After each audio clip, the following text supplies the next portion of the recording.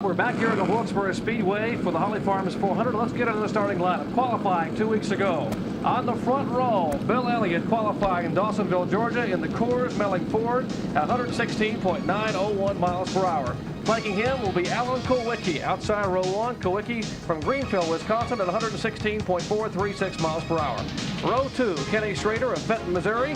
And alongside Schrader will be Ricky Rudd, Mr. Short Track this year. He's had so many problems, but he's led so many laps. Rudd and, of course, the Quaker State Buick. Starting 5th will be Lake Speed. Lake Speed, his best qualifying effort of the year out of Jackson, Mississippi in the Oldsmobile. There is Lake Speed starting inside row 3, the man who won at Darlington earlier in the year. And now Mark Martin starting in 6th. He may be a sleeper today, yet to win on the Winston Cup Tour. Martin, a 29-year-old driver out of Batesville, Arkansas. Starting inside row 4, Harry Gant, Handsome Harry out of nearby Taylorsville, North Carolina in the Skull Bandit Chevrolet. Gant has not won for 3 years. Would like to get it today. Jeff Bodine outside row 4 in the Levi Garrett Chevrolet. Bodine from Chemung, New York. Terry Labonte, possibly one of the favorites here, driving the Junior Johnson Chevrolet. Labonte from Corpus Christi, Texas, will start inside row 5. And rounding out the top 10, Phil Parsons, younger brother of Benny Parsons from Detroit, Michigan, and of course, the Skull Chevrolet. Phil Parsons will start in 10th spot. 11th is Neil Bonnet from Bessemer, Alabama, in the Raymock Valvoline Pontiac. And alongside him, Rusty Wallace, the man currently second in the point standings, will start 12th from St. Louis, Missouri. Starting 13th, Davey Allison, the car he won with at Richmond, Virginia a few weeks ago. Allison from Hueytown, Alabama in a Ford. There you have row 7, Allison and Brett Bodine. Row 8 is Greg Sachs and Richard Petty, the winningest driver of the Wilkesboro Speedway. Back in row 9, rookie competitor Ernie Irvin alongside Kyle Petty. Back in row 10, Dale Jarrett driving the Cale Yarborough Hardee's Oldsmobile, and Sterling Marlin, another driver looking for his first Winston Cup win. Row 11, back to Darrell Waltrip, the man who won at Martinsville a few weeks ago, and Dale Earnhardt, the man who's been so strong at this Wilkesboro Speedway. Row 12, Mike Alexander and Ken Bouchard. Back in row 13, Lee Falk and Rob Moroso, his second ever Winston Cup start. Row 14, Michael Waltrip and Bobby Hillen Jr. And back in row 15, Morgan Shepherd and Dave Marcus. And row 16, a couple provisional starters, Rick Wilson and Jimmy Means. That's a starting field for the Holly Farms 400. Let's check in with the outside front row pole sitter, Alan Kulwicki. Alan Kulwicki, this is Jerry Punch up at ESPN. Do you have a copy on us, Alan? 10-4, I read you loud and clear, Jerry. Can you read me? We hear you loud and clear, Alan. You know, a couple of weeks ago at Martinsville, you had the fastest car, and people said you were going to get your first win, but it didn't happen. Could it happen today, the final short track race of the year? Well, I sure think it could. The Derek Amico Ford Thunderbird's been running good. We've been qualified well. We've been real close to winning races at a number of places, and we'll just have to see what happens here today. You know, the track conditions are just a little different from what they would normally be, because I think the track's a little bit cleaner than what you normally see. Normally there's a little more oil and grease and a little slipperier than what we have here today. We've got a pretty green track to start with. Well, I wish you the best of luck, Alan. We'll let you go, and we'll talk to you later on in the day. Thank you. We'll go inside the in-car camper now. Inside the Hardee's Oldsmobile, that is Dale Jarrett. He is starting back in 19th spot. In the Hardee's race cam, you see the Pittsburgh Ford of Kyle Petty. There's the Kroger car of Ernie Irvin, the rookie driver, just in front of Dale Jarrett. We'll talk about Ernie later on. He is closing in on that rookie battle with Kenny Bouchard as we watch back and forth as sawing the steering wheel there, Dale Jarrett. Getting ready for the green flag up front. And back in the back, there is Darrell Waltrip starting back in the pack. Waltrip will make his rocket run to the front, starting back in 21st spot. And alongside him, back there as well, Dale Earnhardt starting 22nd. The poorest start, it equals the poorest start of Earnhardt this year. He started 22nd back at Rockingham and finished 5th. Well, Jerry, they have a long way to go to get up through the pack, and that's tough on a short track. There are a lot of cars that are running awfully close together. We clocked a lot of the cars yesterday afternoon in the 2-hour practice run they did have, and it looked to me like there were at least 12 or 15 drivers that were equal as far as speed is concerned, and that makes it very tough to pass on this racetrack. Well, you're right about that, Ned. You know, North Wilkesboro is a tight bull ring. It's really one of the last or the few remaining short tracks on the Winston Cup circuit, and it is so tough to pass, and especially in today's environment, the cars are so equally matched. safety car leads the field down the back straightaway. Bill Elliott trying to get his second short track win of the year and set a record for Ford. Ford has never won 3 short track events in the modern era of NASCAR and Winston Cup racing dating back to 1971. The last person to win from the pole here was Darrell Waltrip back in 1984, driving the Junior Johnson Chevrolet. Ready for the green flag as Harold Kinder holds them down at a turn 4, and Elliott will lead the charge. Elliott and Kolicki in the turn 1. Elliott has a half a car length advantage out of turn 1. Schrader slipping and sliding, but hangs on to it, and Kolicki will be in second spot by 2 car lengths in turn 3. Elliott the leader, Kolicki is second, Schrader third, and Ricky Rudd is fourth. Martin got awfully loose down the front straightaway as one car bumped him as he came off of turn 4. Of course, we see a lot of that on the short tracks. Single file racing now off the back straightaway. Bill Elliott leading the charge, and cars already on the move. Phil Parsons on the outside of the back straightaway, but there's Elliott leading the way. Early on, these drivers will be taking advantage of an early lap going to school session. Well, that was a real good shot coming off of the first lap with Ken Schrader. He really stepped on the gas. You can see him there in third place. He was trying as hard as he could to get around Kolicki as early as possible, and the wheels spun on him. Earnhardt making his move up through the field. Dale Earnhardt really making a rocket run to the front. Earnhardt now back in the back of the pack, starting back in 22nd spot. Now moving in on the Tom Petty car.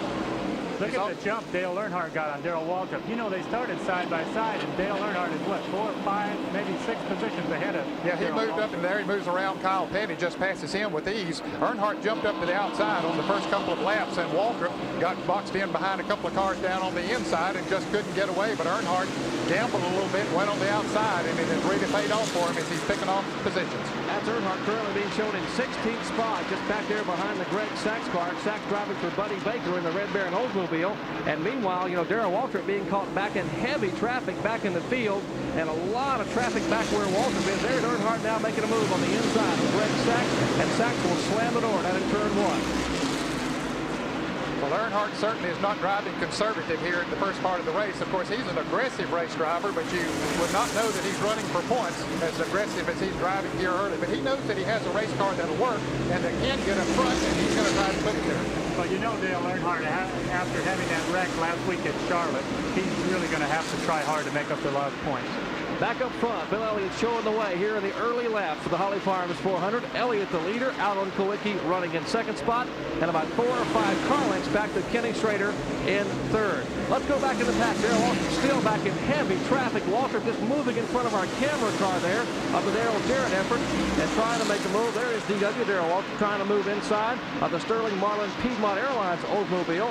This is the same car that Waltrip won with at Martinsville. There's a shot of Darrell Waltrip, a good shot from Dale Jarrett's Hardy's race cam, as Waltrip now back in 21st spot, trying to make his way to the front. Waltrip now trying to be careful and take his time. Remember, Waltrip has won here 9 times, 6 times in the Holly Farms 400. Bill Elliott leading here for the Holly Farms 400. Alan Kolicki runs in second spot. We are early on here in this Holly Farms event, showing some 8 laps complete. We'll be back in just a moment. We are back at Wilkesboro Speedway for the Holly Farms 400. Early on in the event, and the pole sitter, Bill Elliott, has been leading every lap. We are now 12 laps into this 400-lap, 250-mile event, and it's been the front row. Elliott and Kolicki all the way. Those 2 cars separated by about 4 or 5 car lengths. And, of course, Alan Kolicki still looking for that coveted first Winston Cup win. He has had 83 starts without a victory. Kolicki, the 1986 champion Spark Plug Rookie of the Year in NASCAR competition, trying to move in on Bill Elliott. And Elliott just needs to finish up in the front. He currently contains a 109-point lead over Rusty Wallace.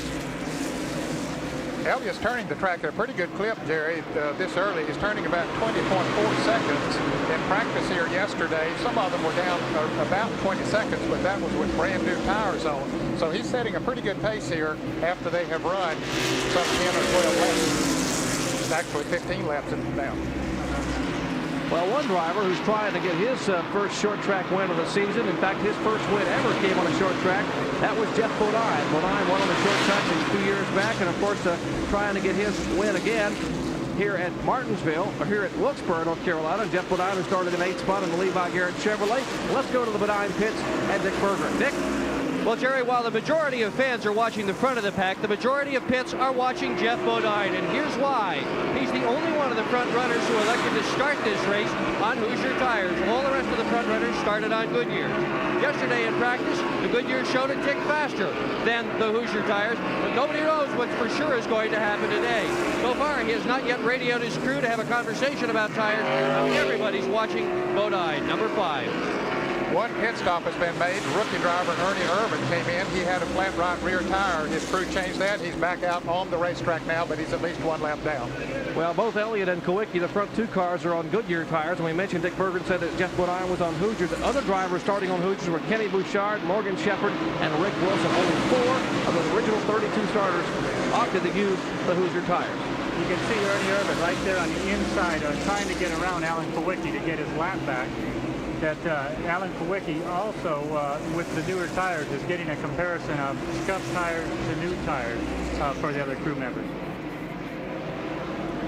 Back in the battle going on back in the pack, there's Harry Gant in the car number 33 and Lake Speed in the purple car. His car number 83, and Phil Parsons trying to move around him. And here's Terry Labonte. Terry has been making some pretty good moves. Of course, as you said, he might be one of the favorites here. Junior Johnson's cars always run well here at North Wilkesboro. There's Harry Gant currently being shown in 7th spot, and the separation back to Lake Speed, who's 8th, Phil Parsons 9th, and Terry Labonte currently in 10th position. There's Labonte coming by in a 10th place car. Labonte having won this race a year ago, coming from almost a lap down after tagging the wall at a turn 4. And of course, he sat on the pole and won this event earlier in the year, back in April. That, of course, the first Union 400. And there's Ernie Irvin, who made an early pit stop. Irvin, who has now fresh rubber. You see how much quicker Irvin is, the point Gary Nelson made a little bit earlier. Fresh rubber has made Irvin quicker than second place car Alan Kowicki. Well, that is amazing. You know, that's only 20 laps on these other guys' tires that were 20 laps into the race, and the tires must have dropped off just a little bit. Ernie Irvin got new tires on his car, and he's that much quicker, but that should even out in a few laps. Then there was a lot of concern about tire wear here. That people thought possibly in the garage area that if it was a warm day, and it's over 70 degrees here today, and we had the rain and washed all the rubber off the track, that maybe the Hoosier tires would come into bearing a little bit. But everyone still opted to go with Goodyear's, essentially. Well, most of them, in fact, all of them did qualify on Goodyear tires, excepting Jeff Bodine, as Dick Berger pointed out. Now, a couple of the drivers, Morgan Shepherd and Rick Wilson, who were starting near the rear of the pack, opted to go with the Hoosier tires and go to the rear of the pack, but they were already back there anyway, so it didn't hurt them that much. It will be interesting to see how it goes as the race goes on. But you can see a lot of these cars, the 11 car of Terry Labonte, the 83 car, and the 27, the 6 car, all together right there, are all sliding a little bit in the turn. Especially the 11 car. You can almost see the back end getting loose on him. Right here's a good shot. We'll see if he slides again. Well, he got a little better traction through that turn, but he has had a lot of problems getting a little bit of grip. Terry Labonte driving for the veteran Junior Johnson. Junior has won here more than any other car owner 18 times. And, of course, Labonte driving the Budweiser Chevrolet. And we asked Terry Labonte, you know, about driving for Junior all these years. There's so much pressure to win here at Wilkesboro. Does it put a lot of extra pressure on you as a driver? Yeah, I guess it does in a way. You know, I finished up here behind his cars before I got to drive them, and I always wondered how they could beat you. And then the past couple of races up here in Junior's cars, you know, we've been fortunate enough to win the races. And it's actually a little bit easier driving them than trying to chase them, I'll tell you. Back up front, Bill Elliott. There's Elliott now. Ernie Irvin, the young driver from Salinas, California, who moved back east, currently locked in a tight rookie point battle with Kenny Bouchard. Irvin now 9 points back of Bouchard, and Irvin getting a lot of experience and showing he is some kind of driver on the short track here, running inside Bill Elliott. Well, he's 2 laps down. He's trying to get one of those back as Michael Waltrip comes into the pits for an unscheduled pit stop, and Elliott about to come into some very heavy traffic. And now the car number 7 of Alan Kowicki has caught Bill Elliott as Ernie Irvin races him, trying to get one of his laps back. And a battle back for 5th spot, Dad, between Kenny Schrader and the Harry Gant car. Schrader, the 25 car, back in the pack, and Gant, as those cars battle back and forth. Irvin still on the inside of the Bill Elliott car. And now Elliott's tires trying to take a hold. Irvin down on the bottom of the racetrack. Bill's having a tough time up in that second groove. a car really has to handle well here in North Wilkesboro, especially early in the race. Now, most of the time we see the cars move, the groove moves up as the race goes on, but he's having to run up there a little bit earlier than he wanted to, and that's really putting a strain on him. Well, you know what Bill Elliott, he being in a point like he is, he has to be careful at this point in the race. He's leading the race, and that feels good, but he's going to give the lap traffic just a little more room, I think, than he would if he was, say, 10th in points right now. So being the point leader makes you approach the lapping the traffic a little bit differently than, say, an Alan Kowicki who's right behind him. Moving around, Jimmy Means in the car number 90, the Bullseye Barbecue car. Now going by the Bob Whitcomb Racing efforts, the TRW machine for Kenny Bouchard, the current rookie leader, point leader. Trying to hang on. A lot of concern about tire wear. Now, they can go about 140 or 50 laps net on fuel, but tires is the primary concern. Yeah, I doubt if we'll see them go that far today, Jerry, before they'll come in, before the tires will start slipping and sliding over the track. And look, Ricky Rudd in the green, number 26, has caught the front runners. Rudd started back where in the 4th position, but he dropped back pretty good on the start of the race, but he since has run down Bill Elliott and Alan Kowicki. So Rudd might be the fastest car on the racetrack right now. You know, Rudd has had, he has the dubious distinction of leading in the category of engine failures this year. And of course, if they had not had engine failures, Rudd would have possibly won more than he already has. Of course, he won at Watkins Glen on ESPN, and on the short tracks, he's been extremely strong. Had the race at Martinsville been a 400 lapper, he would have won it. Of course, he had engine trouble just past 400 laps, and Rudd now lost in heavy traffic there trying to get around some of the slower cars, and he's pulled on the rear deck of Alan Kowicki. On the 7 short track events, Rudd has only finished twice. Both times he finished second at Wilkesboro here back in the spring, and at Richmond. He has had 4 engine failures and 1 wreck, but I think that'll change next year for Rudd because they have a big addition to that team.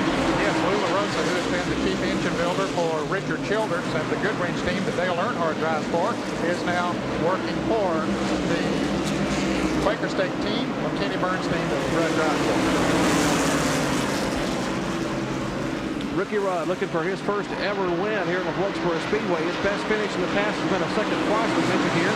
He finished second to Dale Earnhardt back in 1986 in the spring event, and of course finished second here in the spring of this year to Terry Labonte. Bill Elliott leads here in the Wilkesboro Speedway. Alan Kowicki running in second spot. There is Rudd in third, and Rudd hangs on. There's Ricky Rudd. 3 short track career wins.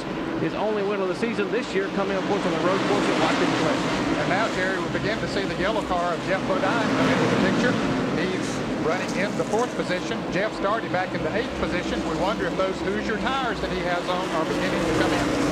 It's almost as if Jeff's running a higher line. I saw it on that last shot. Jeff was almost a little bit higher than Ricky Rudd or Alan Kowicki in front of him. Jeff knows his way around this racetrack. He gets around here pretty good. We'll have to keep an eye on him and see if he can stay up front all afternoon.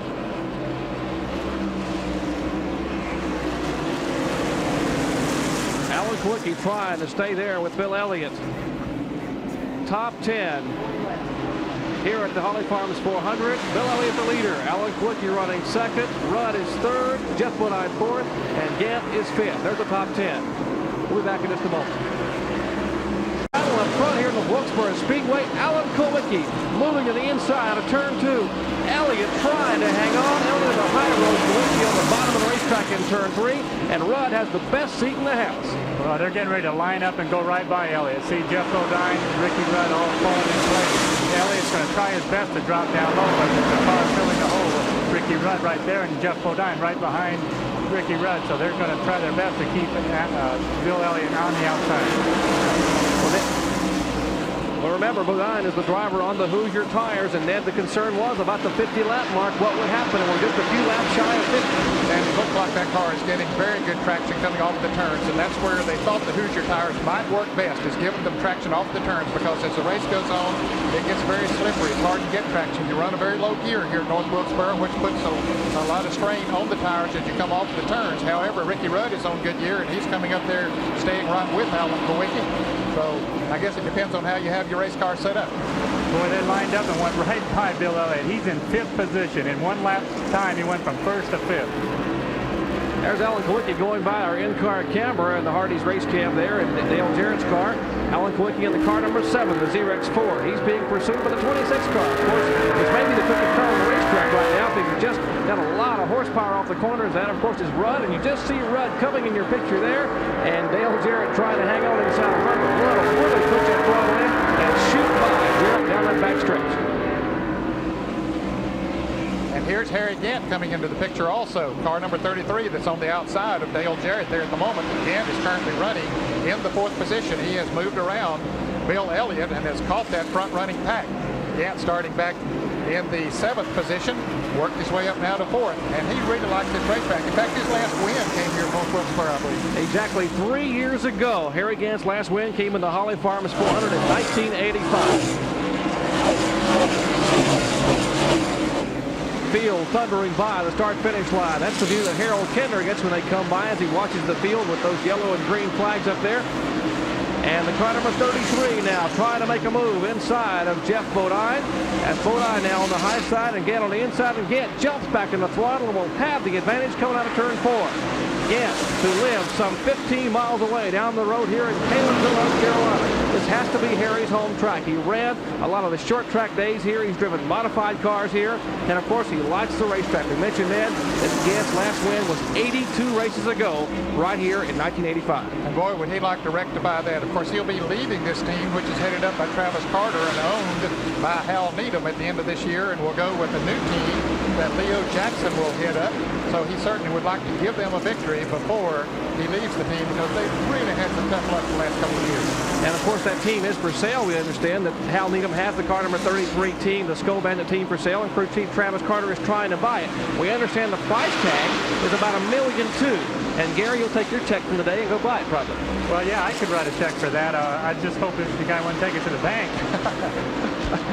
Oh, a lot of driver changes coming up through next year, and a lot of sponsor changes, and we will tell you what's going to happen later on. That was Harry Gant there. Let's go back up front. Alan Kawicki now trying to hang on, and Ricky Rudd sitting there looking at that big red and white Z-Rex bumper.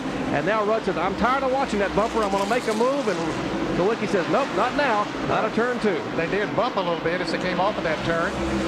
Rudd got a nose under it, but just couldn't make it stick. Allen's car working pretty good down on the inside. He slips up a little bit as he comes off of the turn, but so does Rudd.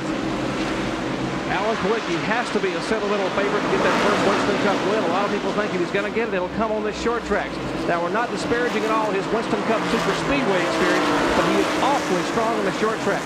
And many believe he should have won at Martinsville. A miscue in the pits, an air impact wrench problem, and he could have won it. He made up a lap under green. And he says, I will win today if the car holds together. I will be up front. And when he was introduced before the race, he got a standing ovation from this crowd here in Western North Carolina. He has become a very popular race driver. Of course, he's won 4 of the Winston Awards so far this year, so he's proven that his car is fast and he drives past trouble. Trouble up in turn 4. Kyle Petty spins in this field, splitting going around Kyle Petty. There's Elliott as he moves by. Rick Wilson, Phil Parsons. So we're under yellow for the first time today. The first caution flag of the afternoon here at the Wilkesboro Speedway. And Kyle Petty has looped it coming out of turn 4. Now here's where we're going to be able to see the pit crews in action with Alan Kawicki leading. We'll see where he comes out of the pits.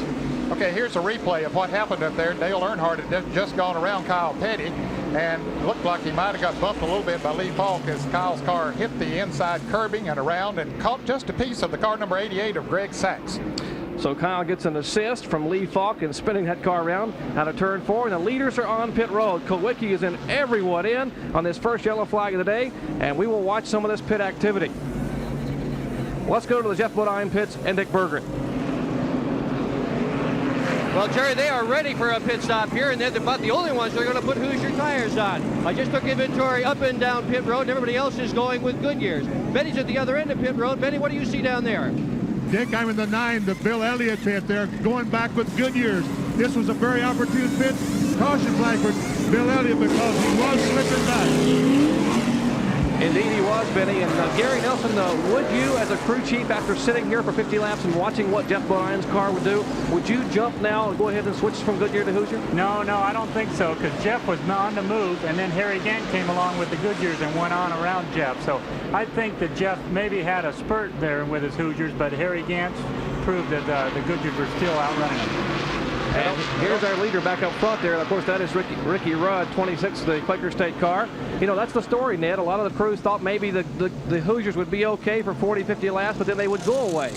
Well, as Dick Berggren pointed out at the top of the show, every team was going to be watching Jeff Bodine and those other few cars that had the Hoosier tires on them to see how they did work after they had run for a while. And as Gary pointed out, cars were running in front of him that still had on Goodyear, and also one car passed him, that Harry Gant passing Jeff Bodine, and he had Goodyear, so they want to make a switch right now.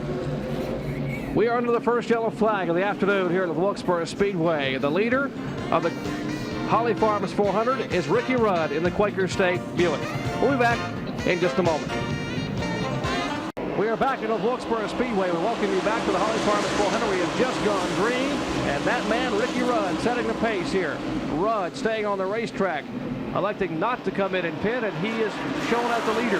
Now, on lap 63, the fella who was the leader just before that caution flag, that is Alan Kowicki. He was the leader, came in and pitted, and came back out in 7th spot.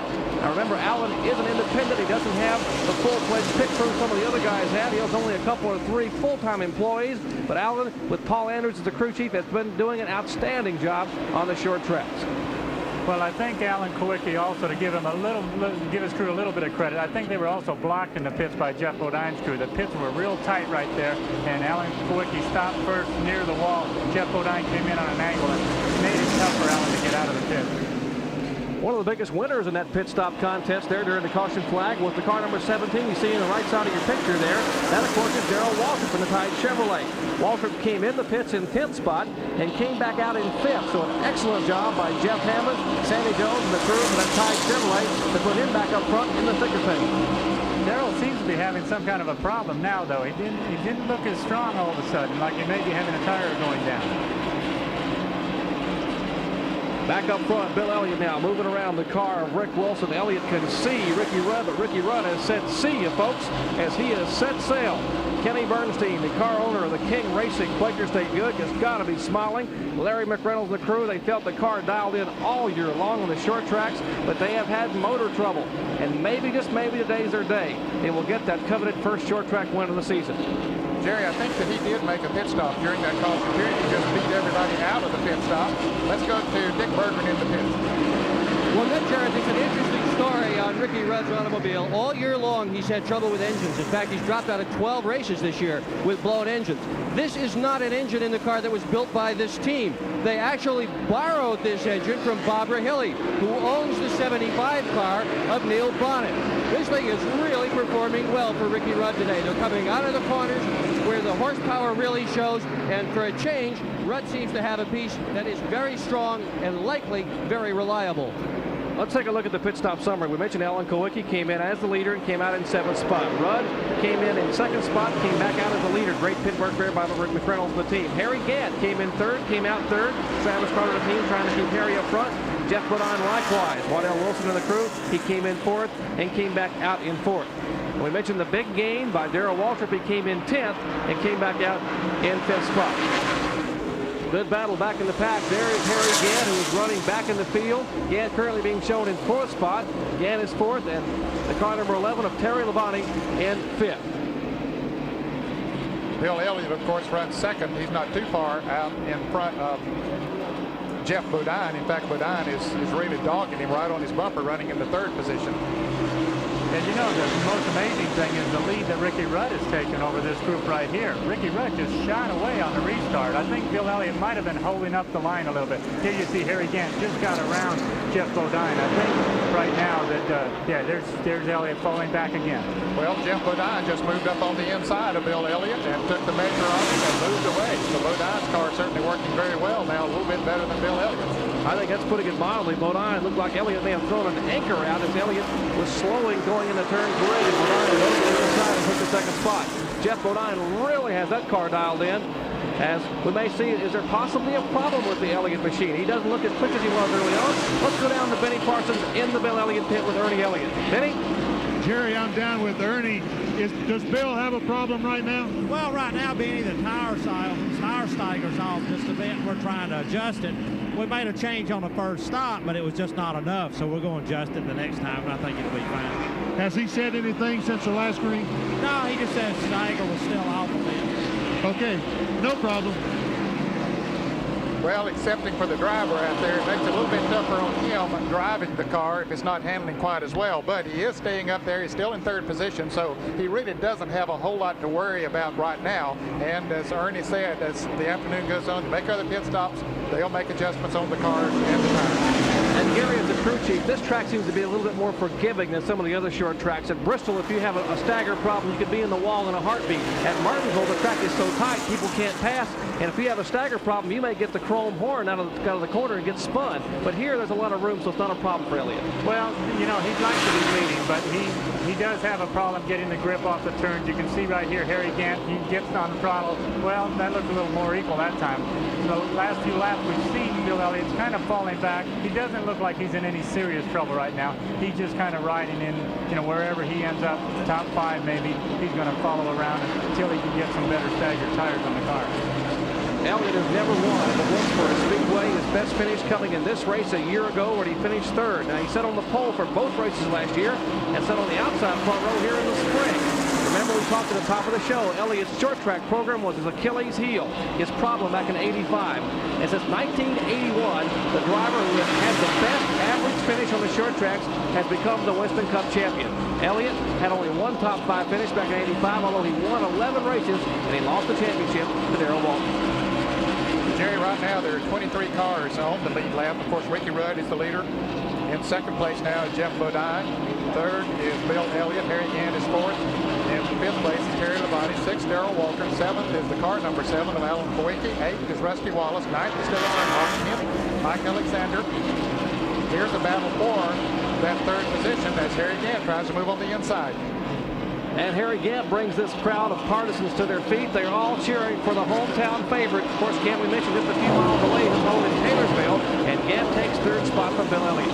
Continue with that rundown. Phil Parsons is 11th, and 12th is Mark Martin. Davey Allison runs 13th, and 14th is Kenny Schrader. Lane Speed is 15th, 16th is Brett Bodine, 17th Greg Sachs. Sterling Marlin is 18th, Morgan Shepherd 19th, Neil Bonnet 20th, and 21st is the car number 8 of Bobby Hillin. Richard Petty 22nd. All of those cars in the lead lap, and so is Rob Moroso in 23rd. Well, Ned, we'll show the fans at home the top 15 as we continue here for the Holly Farms 400 here at the Wilkesboro Speedway, the 26th event of what is a 29-race season worth $18 million. Of course, the leader, there he is, car number 26, Ricky Rudd. Jeff Bodine is second, Gant is third, Elliott fourth, Labonte is fifth. 83 of 400 laps completed. Back in sixth spot, Darrell Waltrip. Kowicki resides in seventh. Rusty Wallace is in eighth. Dale Earnhardt ninth. Mike Alexander is 10th. The top 15 rounding out. Phil Parsons 11th. Mark Martin 12th. Davey Allison 13th. Lake Speed 14th. Ken Bouchard is in 15th. We'll be back in just a moment. Well, thank you, Bob Jenkins. The Champion Sparkplug 300 coming up later today following our coverage at 4:30 p.m. on ESPN. Then, of course, the next to the final kart PPG event of the year. And here in the Wilkesboro Speedway, there's the leader right now. That's car number 26, Ricky Rudd, moving on the inside of the Heinz catch-up machine of Morgan Shepherd. And an interesting development in this first pit stop. We are told now that some of the crews are trying to decide what the tire strategy, Ned. And among those, the car number 27 of Rusty Wallace. Well, Benny Parsons did some research in the pits, and he learned that Rusty Wallace's crew did bolt on 4 new Hoosier tires, and it seems to be working for him. Let's go to Benny Parsons for that story. Thank you very much, Ned. I did talk to Jimmy Makar, the chassis man on that automobile, and that's exactly what he said, that they put on stickers, tires that had never been ran before. I went down and talked to Waddell earlier on. He told me the same thing. They were going to put on brand new Hoosiers. Normally you don't like to do that because they build too much heat. I'm down in the Ernie Elliott pits, Bill Elliott pits right now. Ernie Elliott has brand new Goodyears ready to go on the number 9 the next time they try it. So right now it looks like they're going to throw all the used tires and go strictly with new ones. Well, they did work yesterday afternoon in the practice runs here and scuffing in tires. That is, they go out and run them 2 or 3 laps, heat them up a little bit, and then let them sort of cure overnight. And Gary, that's usually the way they do it at most racetracks, but maybe that's not going to be the tip here. Well, with the track being green, everybody was concerned, and they really prepared themselves for anything that could have happened. They thought that maybe there would be enough rubber in the track, maybe not. I think we can go to Larry Dick Bergman down in the pits with Larry McReynolds and get more on that story. You guys guys have decided to stick with the Goodyear tires, Larry? Yeah, right now, you know, there don't seem to be a big problem with him. He's pretty happy with the car. He said the racetrack is really getting slick. Bodine's on the Hoosier tires. A while ago, he run hard for about 40 laps, and then he started fading. We had Hoosier tire on our mind, but when we watched Jeff start fading, we decided to stick with the Goodyears. You're running extremely well. Are you running as hard as you can? That car looks like it's on rails. Well, no, we really aren't. You know, that's not Ricky Rudd's style. It always is his style to race the racetrack for about 300 laps and then see what's left the last 100, then he'll turn it on. And we'll see if Jeff Bodine can get by Ricky Rudd, who is currently your leader. And Jeff Bodine hasn't heard Larry McCurnell say he was fading because he is right on the rear deck now. That Quaker State Buick. Bodine, the Levi Garrett Chevrolet, car number 5 at the top of your picture there. That white and yellow numeral, car number 5. It's a Chevrolet, and he now a couple of car lengths back from Rudd. As apparently Rudd has been told in the pits to go ahead and step on it a little bit, and Rudd now widens that lead to 2 car lengths coming out of turn 2. Well, that car is working very well, regardless of what kind of tires he has on. Ricky Rudd is one of the smoothest drivers on the Winston Cup circuit, and when a racetrack gets slick, that works to his liking because he is so smooth. He knows exactly how hard he can press the accelerator and keep the tires from spinning. I think it's almost predictable. When we get to North Wilkesboro Speedway, the track is going to get slick and greasy. The longer the race runs, the less grip the cars seem to get, and Ricky Rudd seems to always be able to come to the front when that happens. Well, he's got a couple of cars in front of him there right now as Bobby Hillen just moved around Mr. Petty. Now, yesterday in practice, Petty was one of the fastest cars on the racetrack, but it doesn't seem to be working that way today as he goes a lap down to Ricky Rudd. Rudd just picking off wherever he catches him. Richard Petty, the winningest driver in the history of this North Wilkesboro Speedway, having won 15 times, now being cranked a lap down and trying to stay in front of Rudd as Bobby Hillen Jr. flashes by. And back in the battle, pack a battle there between Terry Labonte and Alan Kowicki. That's a battle for 5th spot. Labonte, the car number 11, the Budweiser Chevrolet. Kowicki in the car number 7, and Kowicki there, also there, of course, the 27 of Rusty Wallace. So Wallace have those thicker Hoosier tires, and he is in the thick of this battle, back for 5th spot. This tire seemed to work well for him just after the green flag came out, Jerry. He moved up through the pack pretty quick, but once he caught this pack of cars, then it was a little bit slower in being able to get around there.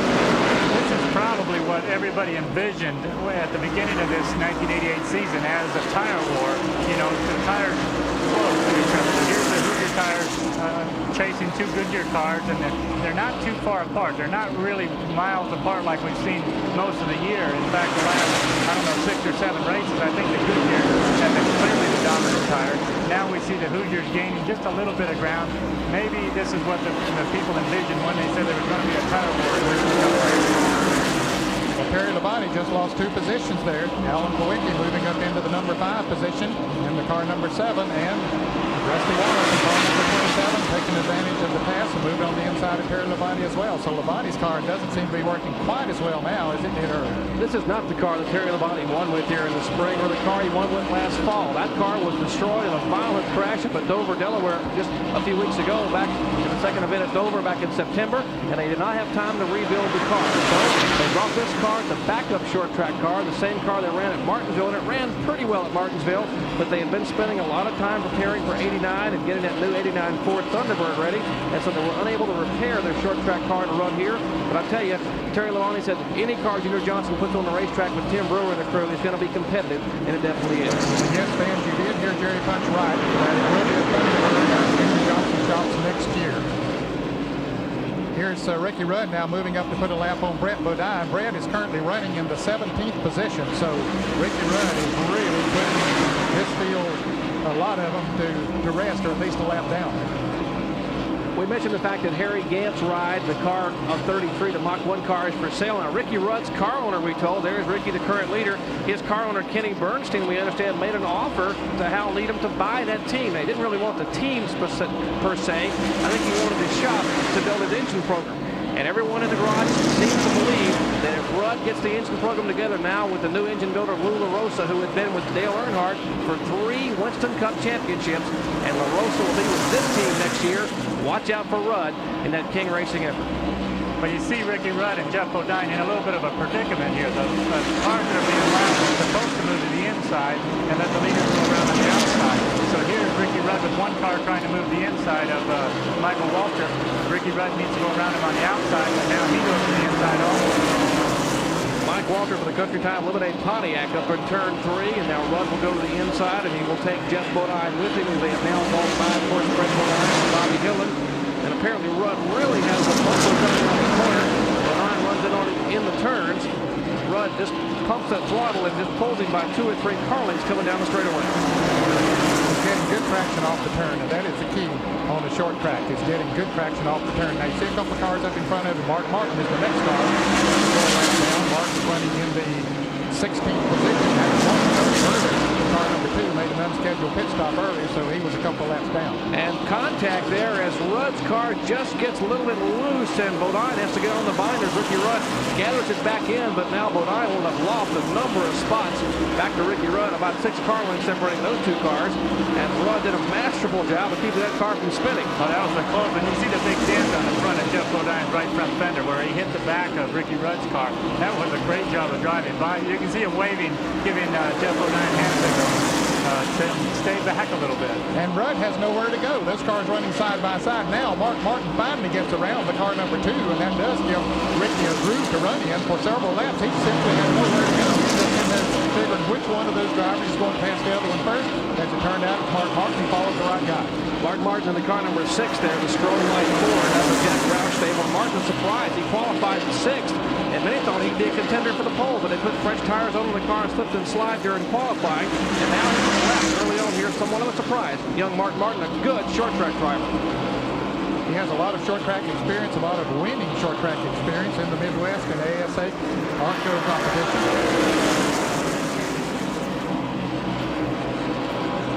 Goes Wilkesboro Speedway. Of course, car number 26, Ricky Rudd leads. We are 115 laps in the Holly Farms 400. Here are the leaders back at Old Wilkesboro Speedway. I'm Jerry Punch, along with Ned Jarrett and Gary Nelson, and the pit crew down there, of course, Dick Bergman and Benny Parsons. Let's take a look, Ned, and see what happened a few laps back in turn 1. Well, as Ricky Rudd was coming up to lap the car number 6 of Mark Martin and the car number 2, you can see that Jeff Bodine got into him just a little bit, got them both crossways a little bit, but they both backed out and got themselves in good shape and continued on. Now they're putting a lap on Lake Speed, and Lake is currently shown in the 14th position. It looked like Bodine was trying to stay right with Rudd. Rudd, it seems to run so well out of the corners. Of course, Ricky had nowhere to go with Mark Martin in front of him and Ernie Irvin on the inside, so short tracks, there's not much margin for error. No, there really isn't, and Ricky had no choice but to run in there and put his brakes on to keep from running over those guys in front of him. And of course, Jeff had his momentum going into the turn, so he just bumped him a little bit. I think it's a little bit of the rhythm you get into. You know, lap after lap, you let off at the same place. You get on the gas at the same place. Then all of a sudden you run up against some slower traffic, and it really causes you to change your rhythm. Moving in on the Ken Bouchard car, the car number 10. Bouchard, one of the drivers from up in Massachusetts, running for Rookie of the Year. His older brother, Ronnie Bouchard, of course, who ran so well and won at Talladega a few years ago before retiring from Winston Cup competition. Let's take a look at the cars that are running currently here at North Wilkesboro. Of course, the front 2 cars is Ricky Rudd, the car number 26. There is Rudd, who started 4th, currently being shown as the leader. Running in 2nd spot, there's the car number 5. As Rudd passes the start-finish line, that is Jeff Bodine. Started back in the 8th spot, currently being shown in the 2nd spot here in the Levi Garrett Chevrolet. Bodine looking for his first short track win of the season. There, of course, Lake Speed and the Wins Kmart Oldsmobile. Speed having won earlier this year at Darlington. Surprise winner down there, picking up his first ever career Winston Cup win. He started 5th and currently showing in 15th spot. They're having some chassis problems, and Speed trying to get that car dialed in. Bobby Hillen in car number 8 moving around Lake Speed. They're both 1 lap down now, so that's 4 position as they pass that Bobby Hillen taking over the 15th position. Speed's car is really washing out in the turns right now. There's a lot of cars out there, as a matter of fact, that are getting very loose, Jerry, as the track gets slicker and those tires gets hotter. Interesting, Ned. We are over the 115 lap mark, and we have yet to lose a car. There is young Bouchard, Kenny Bouchard, driving the car number 10, 33-year-old driver. There's Kenny out of Pittsburgh, Massachusetts, currently leading the Champion Spark Plug Rookie of the Year standings. And there's Mark Martin, 29-year-old Batesville, Arkansas driver. There's a look at Mark, who qualified 6th in the Stroh Light Jack Roush prepared Ford Thunderbird. Handsome Harry Gant from Taylorville, North Carolina, car number 33. And we understand there might be some smoke coming from that car, Jerry. We'll take a look at him as he goes into turn 1 on the inside of Ken Bouchard, and it does look like there's a little smoke coming out. And that might be rear gearing smoke, Gary. It looks more like it than... Looks like bad news for Harry Gant. Those things usually don't get better. It's a smoke, it's an oil type smoke, oil hitting the headers, or maybe rear end gearing. It's hard to say right now, but those things usually don't get better. Well, if Harry didn't have bad luck, he'd have no luck at all. Coming off a great run last week at Charlotte Motor Speedway, Brett Bodine in the Bud Moore prepared Crisco Ford. There's Bodine, and of course there is Greg Sachs. Greg Sachs being shown in the picture. Sachs driving, of course, the car number Buddy Baker car. Of course, that's the Red Baron frozen pizza machine. Jimmy Means in the car number 90. Means subbing for Benny Parsons, who joined our crew today. Thankfully, Benny Parsons in the pits there. And Means out of Forest City, North Carolina, 38 years of age. Well, that 10 car's been staying in the picture all the way around the track, you know, Ken Bouchard as he falls back. There's Neil Bonnet in the Valvoline Pontiac. Now, Bonnet will vacate that ride at the end of the season and will move over to the Wood Brothers car. There's Neil Bonnet, 41 years of age, from Bessemer, Alabama, in the Raymark Pontiac. He won twice this year at Richmond and following that up at Rockingham. Michael Waltrip, young brother of Darrell Waltrip, driving the Country Time Lemonade Pontiac. And, of course, Alan Kulwicki. Man has started on the outside of the front row. Kulwicki currently being shown in 4th spot, or 5th currently, after starting 2nd in the Z-Rex Amoco Ford. And right behind him is Rusty Wallace in car number 27, and he's being shown in the 5th. I think Kulwicki had moved up to the 4th position, and car number 31 being given the black flag by starter Harold Kinder. The smoke coming from car number 31 as he goes up the backstretch. That is rookie driver Lee Falk. There's Rusty Wallace. He has not gotten a short track win this year. In fact, he did not let a lap on the short tracks until Martinsville a couple of weeks ago. Rick Wilson from Bartow, Florida, former all-state linebacker in high school football, a young fella, very, very muscular, driving the Kodak Oldsmobile there for the Morgan McClure team.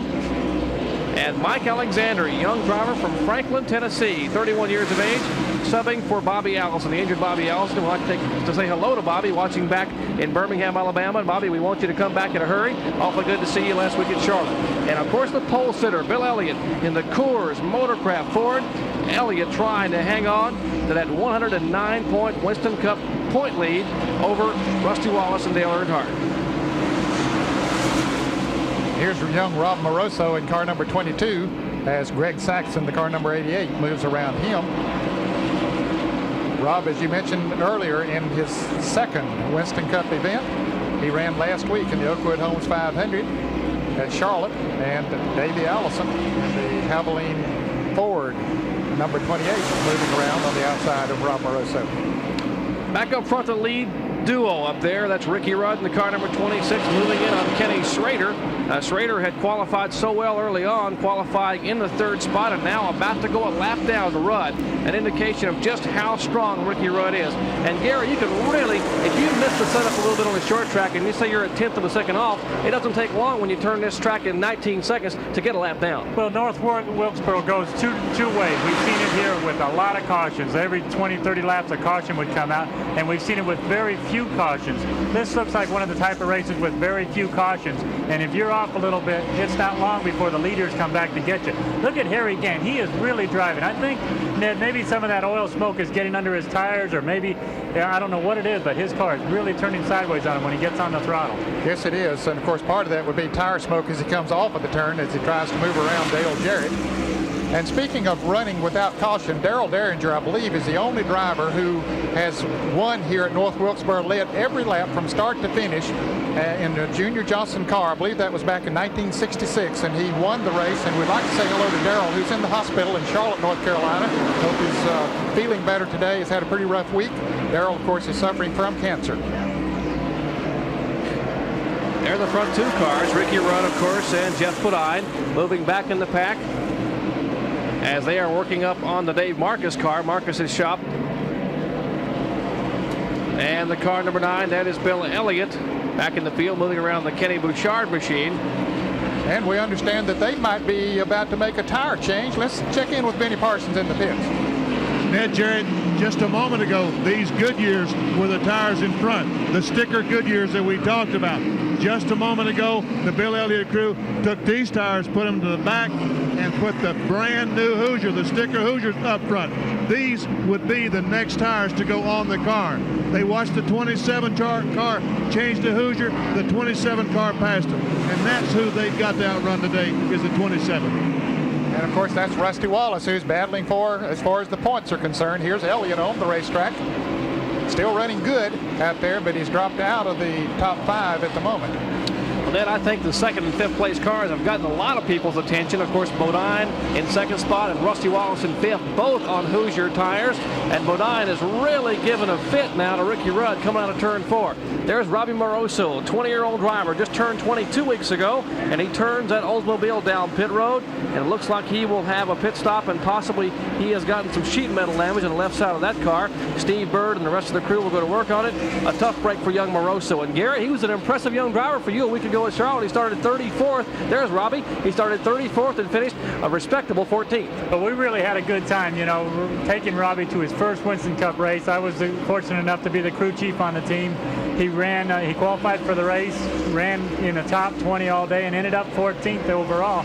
We were really proud of Robbie. So now this is his second race, but he looks like he has a mechanical problem. And remember last week he also won his first ever Super Speedway event in the Busch Grand National car at Charlotte, outdueling Jeff Bodine those final few laps to take that victory. So again, an impressive performance last weekend at Charlotte, both Saturday and Sunday, for young Rob Moroso. Jerry, right now there are 12 drivers on the lead lap. And we understand that Dick Berggren has some news on why Harry Gant is smoking. Well, I've just talked to Travis Carter, and he says that the problem is possibly a little bit of oil that's hitting the headers. He says it's nothing serious. NASCAR's talked to Travis. They don't seem to be making any overtures to bring him in, but just in case, they're ready here with a gas can. Harry Gant would really like to get one more win for that team, the Hal Needham Skoll team he has driven for the past 8 years. And in a few more weeks, they will hang up the shingle down there, and they may even auction the stuff off. It just all depends on whether they can sell that team or not. Gant, the sentimental favorite here today. He's a driver in your picture there, showing a little bit of smoke out of that Chevrolet. And Gant would love to go to victory lane, the 48-year-old driver from nearby Taylorsville. Ricky Rudd leads here at North Wilkesboro Speedway as we are just past the 150 lap mark here in the Holly Farms 400. Rudd the leader, a capacity crowd on hand to watch it. We'll be back. Battle for the lead back in the Wilkesboro Speedway. I'm Jerry Punch along with Ned Jarrett and Gary Nelson, Benny Parsons and Dick Berggren. And Ricky Rudd has been holding the lead at 155 laps. And Jeff Bodine moves to the inside and puts the colors of that yellow numeral car number 5, the Levi Garrett Chevrolet. And Rudd says, whoa, a little bit of fender banging, Ned. Yes, he wanted to get the lead back.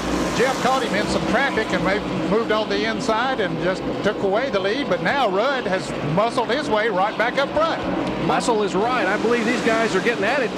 Gary, you know, this is the last short track race of the year, and some of these short track cars will never race again. They'll end up in a mall or a shopping center as a show car, so I'm sure the car owner said, hey, you guys, go at it. Well, they're approaching this race with a whole different attitude than they had here 2 weeks ago. They are thinking about, yeah, this is the last short track race. Yeah, the points, you know, what especially Ricky Rudd, he's not in the points at all with all of his engine failures. Yeah, yellow flag is out for some reason. I don't see any reason yet.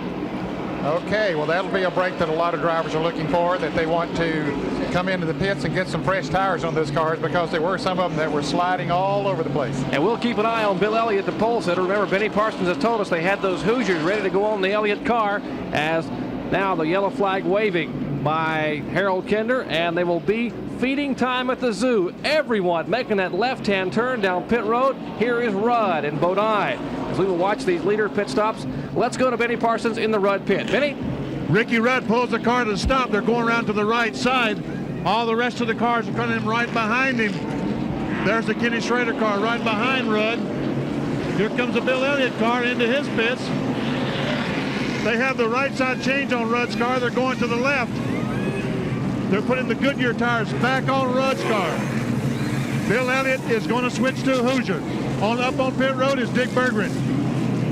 Jeff Bodine just pulled out of his pit, but Ricky Rudd beats him out because of where he was pitted. Rudd is way down pit road, and that was the difference. Actually, Jeff Bodine left his pit stall earlier. Bodine has stuck with the Hoosier tires he started the race with. More stickers just went on Jeff Bodine's car. So we've already seen the strategy unfold here on pit road as far as pit position being so critical, Gary, and now the tires. We have Goodyear's back on the car number 26, and we have Hoosiers on the Elliott car, and back on, of course, the Bodine car.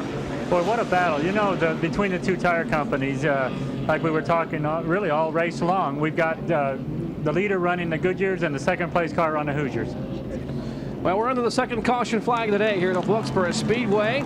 Debris on the racetrack and an injured spectator being let out. We're still early on. Stay tuned. We're having fun. Ricky Rudd's the leader.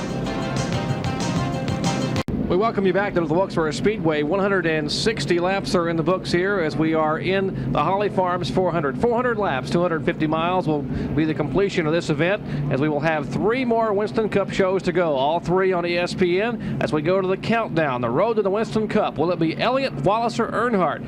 And some of it may be decided today. Elliott now having put on the Hoosier tires, Ned, and it looks like Elliott's crew have made the call. Yes, they made the call after observing very closely what Jeff Bodine was doing out there and what Rusty Wallace did.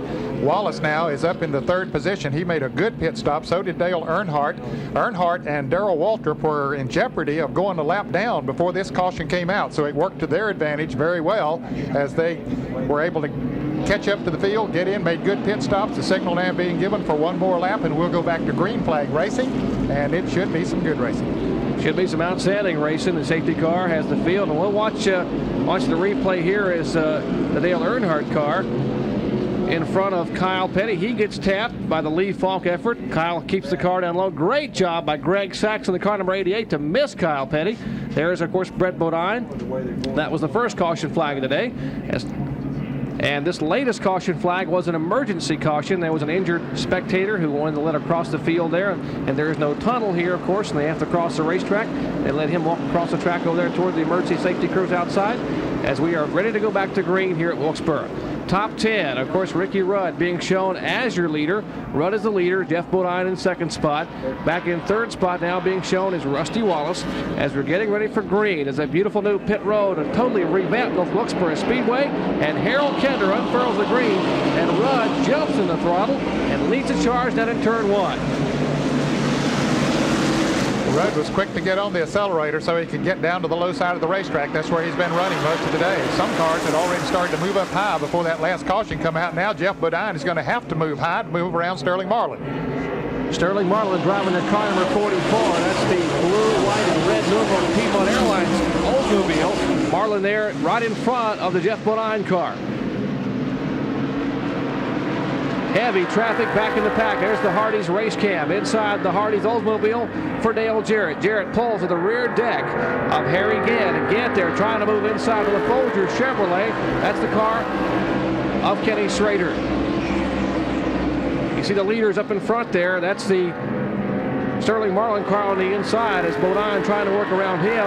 And now moving beneath Dale Jarrett, the Wins Kmart car of Lake Speed. Back up front, Ricky Rudd resumes the point, and Rudd is really rocketing away. He says, "See you, fellas."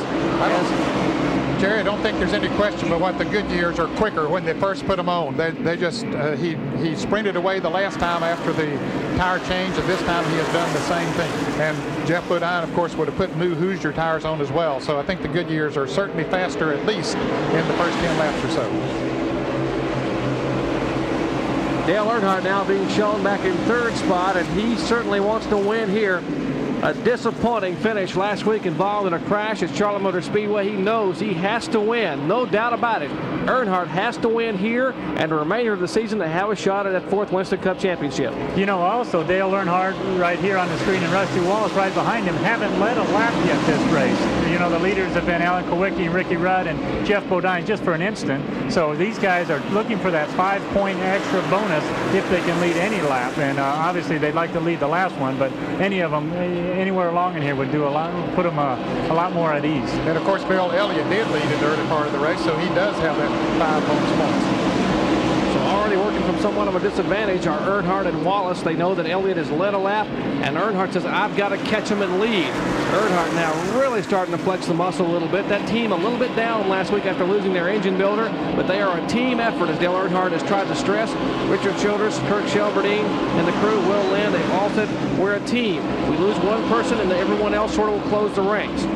So they lost their engine builder, Lou LaRosa, but Eddie Miller and Eddie Lanier and the rest of the folks in the engine room are trying to show they can put together some potent motors, and they have done so today. Well, now, Ricky Rudd jumped out to a pretty good lead, but it looks like that Jeff Bodine is beginning to move in on him a little bit. So maybe it doesn't take the tires as long to adjust as we thought it might. We said 10 laps a moment ago. They've run about 6 or 7 since the green flag came back out, and Jeff Bodine is beginning to pick up on Ricky Rudd. We might mention, Ned, that after some incidents a couple of weeks ago, it was rumored that Jeff Bodine would be leaving that team and would not be driving for the Hendrick Motorsports efforts next year. Well, that is not the case, and thankfully Rick Hendrick and the folks have gotten together and they've met with Jeff Bodine, and I think Bodine was all smiles here when I talked to him a couple of weeks ago. He had talked to Rick Hendrick, and they had made a decision, of course, that he would like to stay on board with Waddell Wilson. They've got a great combination. They have run better and better as the weeks have gone on. And I think the run today is really a vote of confidence for Bodine by Rick Hendrick and their sponsors, Levi Garrett. Well, he certainly knows how to get around a short track, and he's really moving in on Ricky Rudd right now. 173 laps in the books, so it'll be 400 comprised of the Holly Farms 400 today from the Wilkesboro Speedway with the leader, Ricky Rudd. Jeff Bodine second. We'll be back. Lead twosome up front back at Wilkesboro Speedway. They remain the same. 31-year-old Ricky Rudd from Chesapeake, Virginia. We are 178 laps complete here, and running second as the car spins around. Richard Petty has been riding up on that outside groove, just rim riding on the outside groove, nipped near the wall, has looped that car up out of turn 4 as the field now passing in review down on the bottom. Let's take a look and see what happened, Ned. Okay. As he goes into turn 3, he's been running very, very high up on the racetrack. He got a little too high, got his tires out in the loose stuff, as they say, and it just spins around sideways. He didn't go all the way around. He was high enough on the racetrack that everybody else was able to get down on the inside and move around him. Well, caution for the third time today for that spin by the 7-time Winston Cup champion, Richard Petty. 50 years of age. There's a look at the Winston Cup champion, the King. Richard Petty loops it in turn 4. Does a heck of a job to keep that STP Pontiac out of the wall. And Richard, of course, will fall back in line. And we are being shown the yellow flag. The safety car will pick up the field. And it looks like most of the cars will opt to stay on the racetrack. We've just had a caution a few laps ago, and everyone came in and pitted. Neil Bonnet will offer to come down pit road, as will the Mark Martin team and Brett Bodine. They will top off the Bonnet car and clean the windshield as some of the housekeeping being done in the pits. Well, you don't, when you're running near the back of the pack, you don't lose anything by coming into the pits and getting new tires and getting another run at it. The leaders, like you see Ricky Rudd and Jeff Bodine, if one were to pit and one stay out, you could be all the way to the back of the pack. Let's go to Benny Parsons now. Thank you very much, Gary. Richard Childress, Dale Earnhardt seems to be running much better than he was earlier on. Yeah, Benny, we're just working with the tire stagger now, trying to find a happy medium. The racetrack's changed around a whole lot, and I believe we're awful close now. But, we're trying to be easy with our left rear. You spin the car so much off the corner, that's where we're trying to get the stagger fixed for. It's 1 lap to green. Right now, Earnhardt's running as well as anyone, isn't he? Yeah, time-wise he is, but Ricky Rudd looks awful strong. Okay, thank you. Jerry, this is the third caution of the day. The second one came out. We said the ambulance had to leave. That was for one of the crew members on the car number 31 that Lee Falk is driving. Jack Reed was injured when the jack fell during a pit stop, and so that was the reason that caution came out. Caution number 2. Of course, here's Richard Petty going out of the pits in the STP Pontiac. He's the reason for caution number 3 when he spun up in turn 4. Let's check on pit road with Dick Berggren. Dick? Well, they're still working on Jeff Bodine's car here, trying to get the thing to exactly the condition they'd like to have it on, and each pit stop they adjust ever so slightly with stagger. It's real close, isn't it, Waddell Wilson? Well, the car's still not 100%. We're still adjusting it and trying to get the tire stagger he wants and get the bite the way he wants it, because Ricky is really tough right now. Well, that's what everybody is saying. Ricky Rudd is the toughest car on the racetrack. These guys would like to beat him. Now is their time. The green flag is out. Well, the green flag flies once again, and so does Ricky Rudd. Rudd seems to have the advantage when the green first comes back out. While the tires are cool, Sterling Marlin now hanging on the inside. He is shown now in 13th spot, 1 lap down, and he is fighting for his life. He is trying to get that lap back. He's on the inside of the racetrack, but Rudd just has too much muscle coming out of turn 4.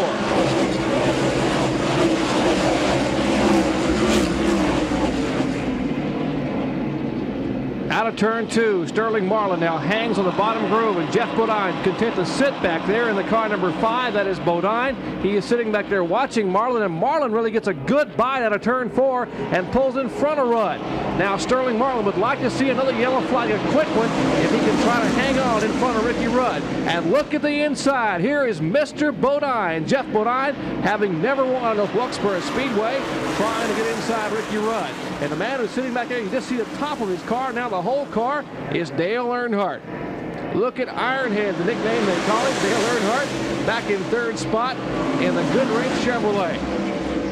Well, you know, also coming into the picture there is Rusty Wallace. Everybody up there in front trying to get up, leading a few laps. Dale Earnhardt and Rusty Wallace are both very intent on getting to the lead.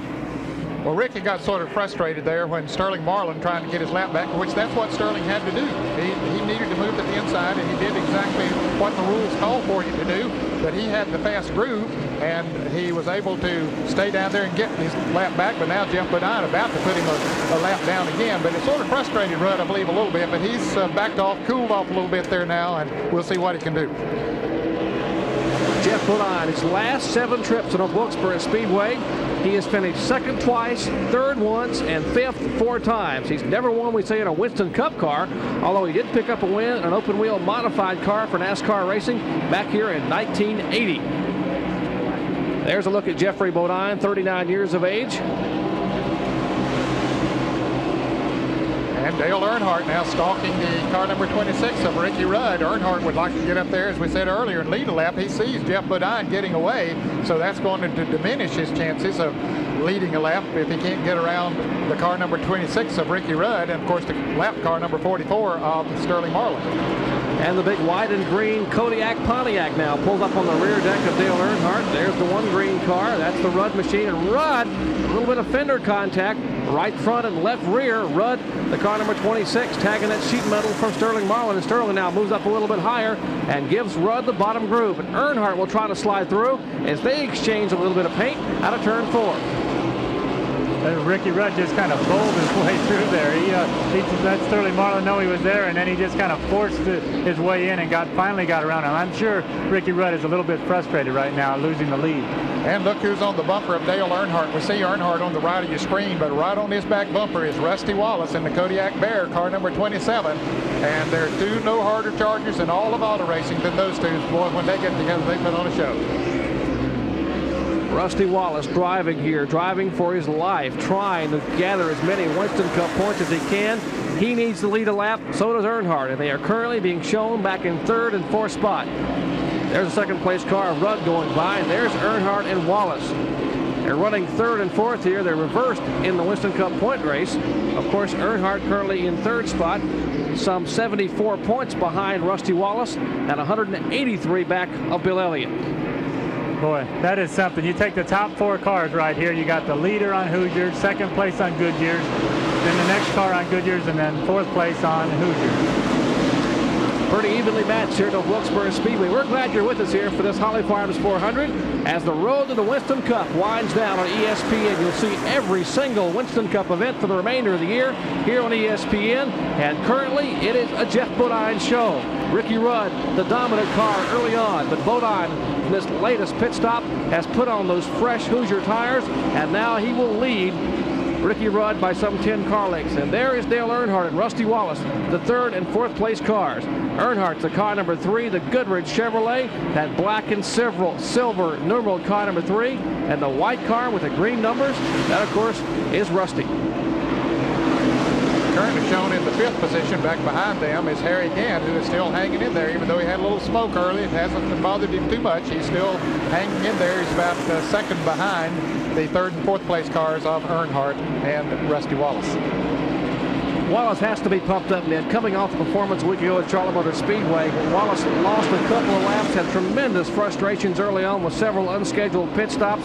He was at least 2 laps down, one to the leaders. An agonizing lap-by-lap battle back to the front. In fact, Rusty Wallace made 17 pit stops in that 500-mile event. And look at him now trying to pass Dale Earnhardt on the outside. And if you don't think that's a tough chore, get out there one time and try it. Although Earnhardt will race him hard, but he's not going to give him any quarter, Gary. There's a lot of trust between these two guys. You know, they are very similar in their driving styles, but they both have a lot of respect for each other. They can race door to door, and you don't see the bumping like we see with a lot of other cars. They respect each other, but they race each other flat out. Well, Rusty couldn't make that move on the outside. Now he's going to try it up there again. He sticks that left front fender up on the outside of Earnhardt's right rear quarter panel. Earnhardt gives him racing room, and he moves up on the outside. Boy, that is a tough way to pass. Rusty Wallace taking the high road around on the outside. 199 laps. We'll have halfway next time by. 400 laps here comprise the Holly Farms event, 250 miles. So we are just a lap away from halfway. Now that time off of the 4th turn, Earnhardt just barely gave Rusty room inside of he of the wall. Rusty had to back off a little bit as they went into the turn, so Earnhardt held the position. I haven't seen them touch yet, Ned. They've been running so close to each other, but no contact so far. That's real professionalism. Yeah, that is amazing. Well, these two drivers battling back for 3rd and 4th spot. Meanwhile, Rudd and Bodine have moved away considerably. I think Rusty feels that Earnhardt's holding him up a little bit right now. He said, if I can get around him, I can move away. Now he's going to try him on the inside, but that didn't work either. Well, you can imagine Dale Earnhardt said, okay, Rusty, you can pass me, but you're going to have to do it on the outside because I'm going to protect the inside. And Rusty Wallace saying, come on, give me a little bit of a break on the inside. I know I can get around you. He's certainly making him work for it, no question about that. And he also knows that when he's working for it out there that he's using his race car and his tires up. You can see Dale Earnhardt there in the 3 car, giving Rusty Wallace the 27 car, the outside of the track. Saying, if you're going around me, you're going to have to do it on the outside. A spin right behind him. Trouble in turn 2. Harry Gant loops it around and is on the bottom of the racetrack. Tough luck for Harry. We mentioned that car had been smoking early in the race and possibly some oil on the headers.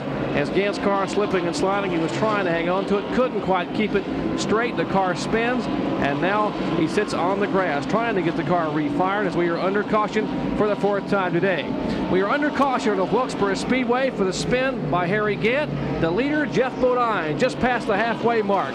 Bodine the leader. Ricky Rudd runs in the 2nd spot.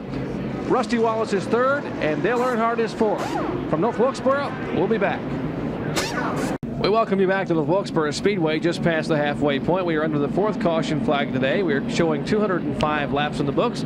This caution flag for Harry Gant's spin that in turn 2. Gant, who spun that car, looped it around, had been running among the top leaders all day. In fact, was being shown in 5th position prior to that spin. But having spun the car and stalled it down in turn 1, Gant now goes 1 lap down to the leaders. And the leader, of course, now after the pit stops coming out, we are showing great pit stops by some of the lead cars. Dale Earnhardt's 3-time world champion pit crew got him out by virtue of great pit work, but by also virtue, Gary, of great pit selection. Well, he's got that last pit on right there on the left of your screen, or on the right of your screen now, coming off of the pit road. He's at the last pit leaving pit road, and that really gives him a jump. Right there where that man's standing, that's Earnhardt's last pit. Let's go to Benny Parsons down in the pits.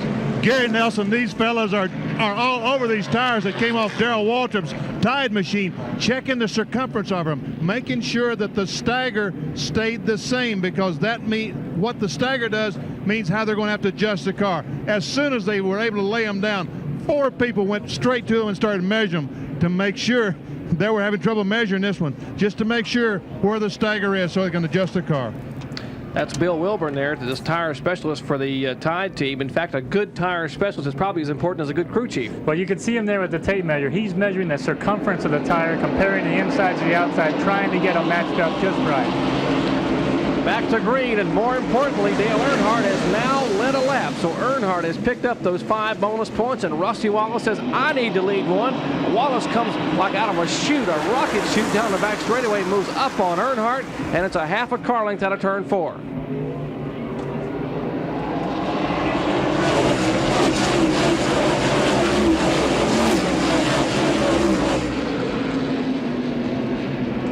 Out of turn 2, Earnhardt tried to hold off the likes of Rusty Wallace. Jeff Bodine is 3rd, Ricky Rudd is 4th, and Bill Elliott now being shown back in 5th spot as he leads a gaggle of cars. A lot of traffic now bunched up out of turn 4, with the man who leads them, the man who won 6 of 8 short track events a year ago in this same race car. It's the same car they used all last year on the short tracks, and that, of course, is Dale Earnhardt. Boy, heavy traffic back in the pack there. Dale Earnhardt really getting a nice, easy run before they get into the lap traffic. He's got clear sailing ahead of him. Here's the Napa mid-race recap. Leader, of course, at the 200 lap mark was Jeff Bodine. Bodine started 8th, had led 17 to the 200 laps. The average speed at halfway was 97.826 miles per hour. And of course, he pitted on laps 59 and 158. That was at lap 200. There have been 3 cautions for 12 laps back then.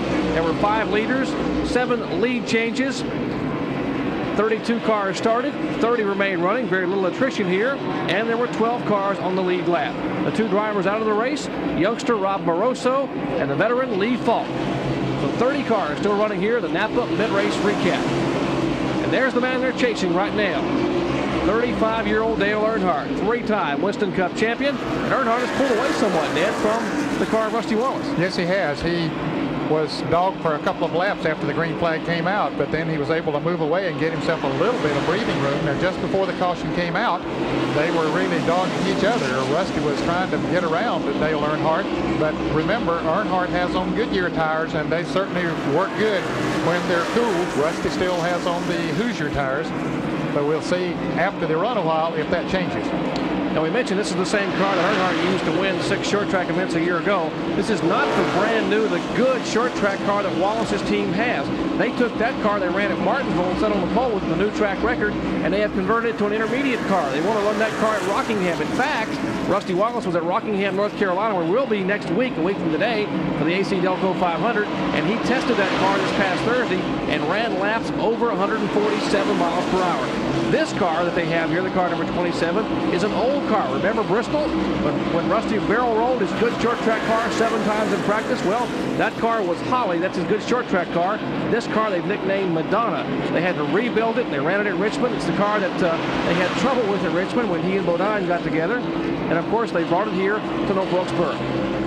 I've always thought it was comical the way these crews and drivers name their cars. Some of the names they come up with sound kind of funny, but then when you talk to the crew members and you find out the story behind it, the names, there's always some story behind the name of these cars, and it's always some, usually not very printable, but always very interesting.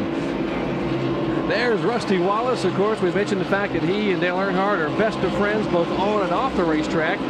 And we watched no secret that Dale Earnhardt's nickname was Ironhead. A number of people have given him that nickname over the years. And after the accident that Rusty had at Bristol, bouncing back the next day to drive in that race and get a respectable finish, Dale Earnhardt nicknamed his friend Rusty Wallace Rubberhead. In fact, Earnhardt came up on the morning of the race at Bristol and took a black magic marker and had written Rubberhead across the front of Rusty's helmet. Well, I tell you, after what Rusty went through over there and had to put a big strain on his neck and his head and everything else, he almost looked like he had a rubber head to come through that. No doubt about it. We're here at Wilkesboro Speedway. Dale Earnhardt is leading the way. And of course, a lot of interesting things go on in the garage area. Before the race starts, they must start the car. They have a panel of switches. Let's look at another ESPN Quick Fact.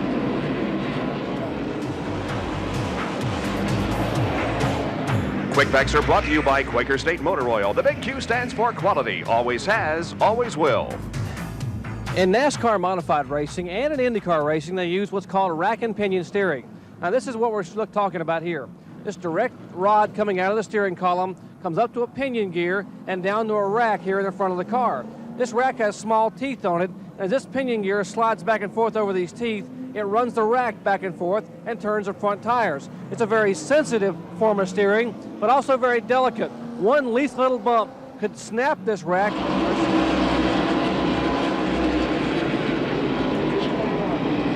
Back in old Wilkesboro Speedway, of course, Dale Earnhardt showing the way here. We are 225 laps in the books, and the Goodwrench Chevrolet. Earnhardt now leading just past the halfway point. Jerry, what race was that you were showing us that car? That's one of those open wheel modified. That's quick, and I get down there and do the little quick back. That's why they call it a quick back. I got to be on pit road and be back up here and dodge the car. Well, I guess, you know, that was an interesting quick back, though. The modifieds run a completely different steering system than they do on these stock cars. That was rack and pinion steering. All the NASCAR Winston Cup cars run a steering box, a worm and sector type steering box. So there is a big difference in the two divisions. And one big difference we're seeing now is Ricky Rudd's car is really coming to life. And Ricky Rudd now being shown back in third spot. The top five as we have them right now. There's the leader, Dale Earnhardt, leading the way. Of course, Rusty Wallace in second spot. Back in third now being shown is the car of Rusty Wallace, or Jeff Bodine. We'll be back. Back in Wilkesboro Speedway, we're back up front. The leaders after 232 laps continue to be Dale Earnhardt. Earnhardt showing the way. Rusty Wallace running in second spot. Ricky Rudd is third, and Rudd has really gotten that car dialed in now. He has run down Rusty Wallace. There is Rudd in third. Jeff Bodine is fourth. Bill Elliott is fifth. 230 of the 400 laps completed. Back in sixth spot. All the lead lap, Terry Labonte. Seventh is Phil Parsons. Eighth is Darrell Waltrip. Ninth, Alan Kowicki. And showing back in 10th is Davey Allison. Back in 11th is Mike Alexander. 12th, a good run for Greg Sachs. 13th, Bobby Hillen Jr. 14th is Sterling Marlin. And back in 15th spot is Kenny Schrader. And one of the drivers, Jerry, that was up in the top five for a while and then he spun and caused one of the caution flags is Harry Gant. He has taken his car to the garage area and apparently out of the race. He would be the third driver out of the race here today. Boy, if Harry didn't have any bad luck, he wouldn't have any luck at all. I tell you, what a tough day for Harry Gant. Let's check in down in the garage area on the Harry Gant story. Harry, I see oil in the floorboard of the car. Where did it come from? Oh, the transmission. I think the seal's out of the transmission there, Benny. It's coming up in the car. It's been a stinking for a good while. We've been smelling it for quite a while. We didn't know exactly what it was. I noticed the smoke is getting worse. Are they going to try to fix it, or are you through for the day? Well, they're looking. I don't think there's any point in trying to fix it. You know, we got 150 laps to go, and we're already down one. So I couldn't see no point in staying out there running. They're going to look at it, though, but I just assumed that we didn't run the rest of it. Okay, thanks, Harry. Harry Gant, 29th in the Winston Cup point standing, so no reason for him to come back out and try to get points. What a disappointment for the driver who's had a win and 4 second-place finishes at this racetrack. One of his favorites, North Wilkesboro Speedway. Harry calls it a day. Boy, Harry's had everything in the world happen to him this year, and well, really the last several years. That rear seal on the transmission tail housing is where the drive shaft goes into the back of the transmission. It's almost something you don't worry about. Nothing ever goes wrong with that seal. And here Harry Gant loses the rear transmission seal, causes the oil to go out of the transmission, onto his headers and under his tires. That's what was causing his car to get so loose. Well, one car. Dale Jarrett being lapped again by Dale Earnhardt, and Rusty Wallace there not too far behind Dale Earnhardt as they begin to come up on some heavy traffic. And there you can see the green number 26 of Ricky Rudd coming into the picture, so he is definitely moving up on the first and second place cars. Rudd currently running in third. Remember back in the spring when Earnhardt was so strong here, he led 240 of the 400 laps here in the Wilkesboro Speedway, only to have a slow leak in that right rear tire to take place with about 10 laps to go, and Earnhardt was slowing just enough for Terry Labonte to come by him and take the win. There's DW, Darrell Waltrip showing back in the field. Waltrip currently being shown in 9th position. You see he's doing battle back there, one of the lap cars. That is the car number 75, the 16th place car showing a lap down. That is Neil Bonnet. Darrell Waltrip, a brand new race car that debuted up at Martinsville 3 weeks ago. He started 20th at Martinsville and won it. And a brand new Banjo Matthews prepared car. Waltrip not having such a good day today. They're having trouble getting the car dialed in. I believe Benny Parsons is down there with crew chief Jeff Hammond. Benny? Jeff, how goes it?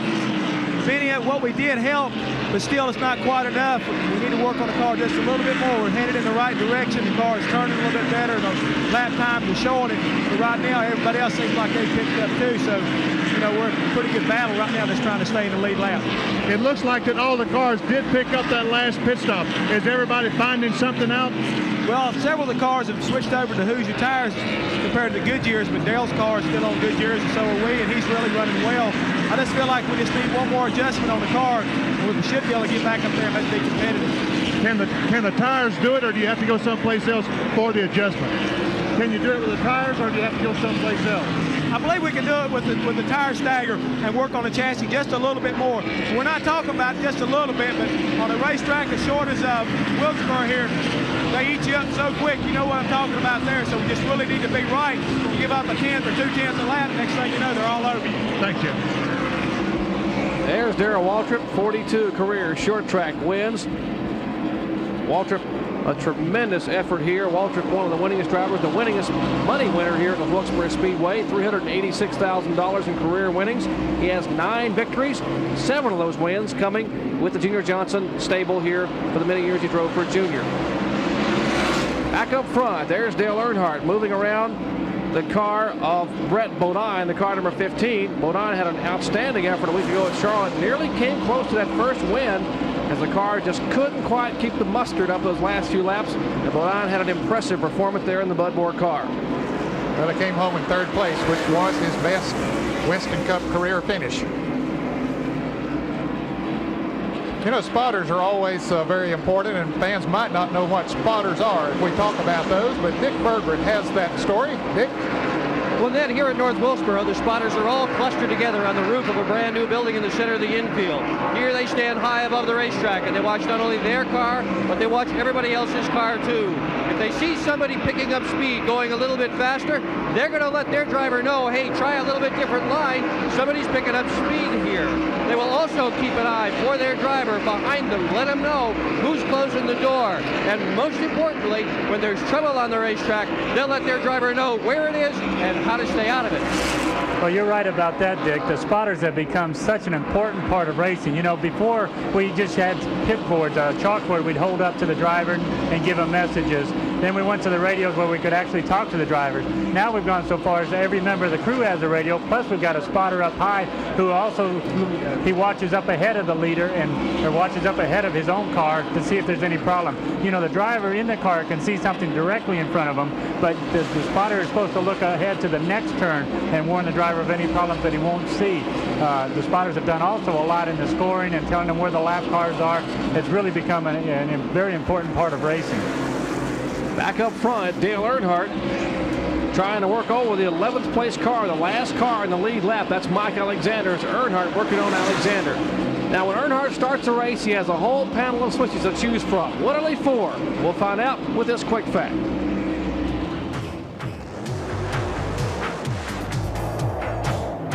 Quick Facts are brought to you by Quaker State Motor Oil. The big Q stands for quality. Always has, always will. We've all seen drivers reach up to get him a race and flip a panel of switches on the dashboard. Well, what are they actually flipping? Let me show you. Now, this Goodrich Chevrolet here of Dale Earnhardt has a panel of 5 separate switches here on the dashboard, fairly representative of all the Winston Cup teams. This red one here is the engine ignition. You flip that one up, flip the one to its left, which is a spring-loaded switch for the starter to crank the car. The blue one is power to the electronic tachometer. The white one, rear-end cooler fan, and the final red one here is the alternator. Now, during qualifying, the drivers will leave the cooler fan and the alternator off, but they'll have them on for the race. On those final few laps, they may reach over and flip both those cooler fan and alternator switches off. It may add 3 or 4 horsepower and may just be enough to make the difference in that final lap run to the checkered flag. Well, a fellow who would like to have some horsepower right now is Ricky Rudd, as he is in a tight battle for that second spot, and heavy traffic now out of turn 2 as they split the Bouchard car and make a Bouchard sandwich now, as Mike Alexander is done on the inside. Alexander in the car number 12, Rudd is in the 26, and of course Rusty Wallace in the car number 27. Wallace's car began to slip and slide a little bit, Dad. We saw him slipping and sliding in the corners, and now he slides up again and gives the opening for Ricky Rudd. Yeah, his car is moving up a little bit in the turn. That's all Ricky Rudd needed to move on the inside, as we see Jeff Bodine lap on the outside of Dale Jarrett. But here's that battle for second position. Ricky Rudd down on the inside. Can he get the traction off the turn to make the pass? Boy, it's so hard to figure this out. You know, the Goodyear tires on Ricky Rudd's car, we've seen them spurt off on the restarts and take off. Then it looked like the Hoosier tires would come back a little bit, but now as the race goes on and on a little longer in the long run, now it looks like the Goodyears come back. So maybe there's a window right in, you know, the 20 to 30 lap area where the Hoosiers seem to be a little stronger, but then the Goodyears seem to come right back. I would wager that we'll see Goodyear tires go back on that 27 on the next pit stop. I better believe it. I tell you, I'm sure that Rusty Wallace and Jimmy Makar are having a little discussion now on the two-way radio. Jimmy, of course, the chassis specialist for that car, as Earnhardt now showing the way, and in his mirror he can see that bright green Quaker State Q. That's the Ricky Rudd machine now in second spot, and Rudd headed toward the front. Ricky Rudd, 31 years of age, from Chesapeake, Virginia. Impressive young driver. We already mentioned earlier, Rudd is probably one of the most consistent race car drivers. He's extremely smooth on a racetrack, and he is reeling in Earnhardt. He is definitely moving in. That car has worked well all day long. He got caught back that last time on the green flag.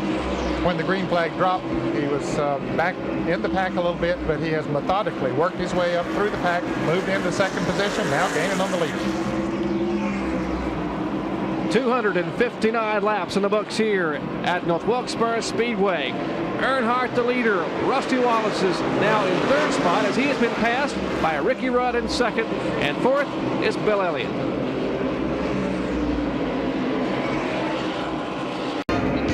We welcome you back to the Wilkesboro Speedway. A beautiful fall afternoon here in the Blue Ridge Mountains of western North Carolina. It's apple season here. The Apple Festival just a couple of weeks ago, and plenty of bags of apples on hand for munching down trackside. And one driver doing some munching right now he's sort of munching away at the lead for Dale Earnhardt. That's Ricky Rudd. He's reeled him in now by 3 car lengths. Yes, he has. He has consistently moved up on him every lap. Jerry, his car is working better in the turns than is Dale Earnhardt's. Now, Earnhardt is going to be tough to pass, but Rudd's car is working well enough that I believe that he'll be able to set him up and do it. Dale Earnhardt coming all the way back from the starting spot, 22nd on the field to lead here at North Wilkesboro. And Ricky Rudd, though, has been the man of the hour. He's been the strong horse here most of the afternoon, but he's currently running in second spot, but he just caught Earnhardt down in turn 1. Well, I'll tell you guys, it's going to be tough to figure out who the driver of the race today is going to be. Look at the show of performance, the performance we've seen from Ricky Rudd, Dale Earnhardt. All of the guys that have been up front today have all put on such a show. Well, Lake Speed right there on the lower groove. Speed, one of the slower cars now, doing the best he can, but for a moment, Rudd will have to fall back in line behind Earnhardt. Rudd had made his move on the inside, but then the slower car Speed was there. Earnhardt using every trick in the book to use that lap traffic as much as he can to stay out front. The Speed going down 2 laps. He was already 1 lap down to the leaders, running in the 17th position.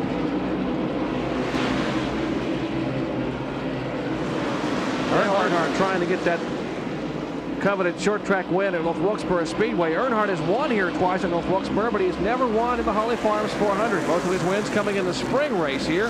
Earnhardt having won back in 1986 and, of course, last year 87, both in the spring.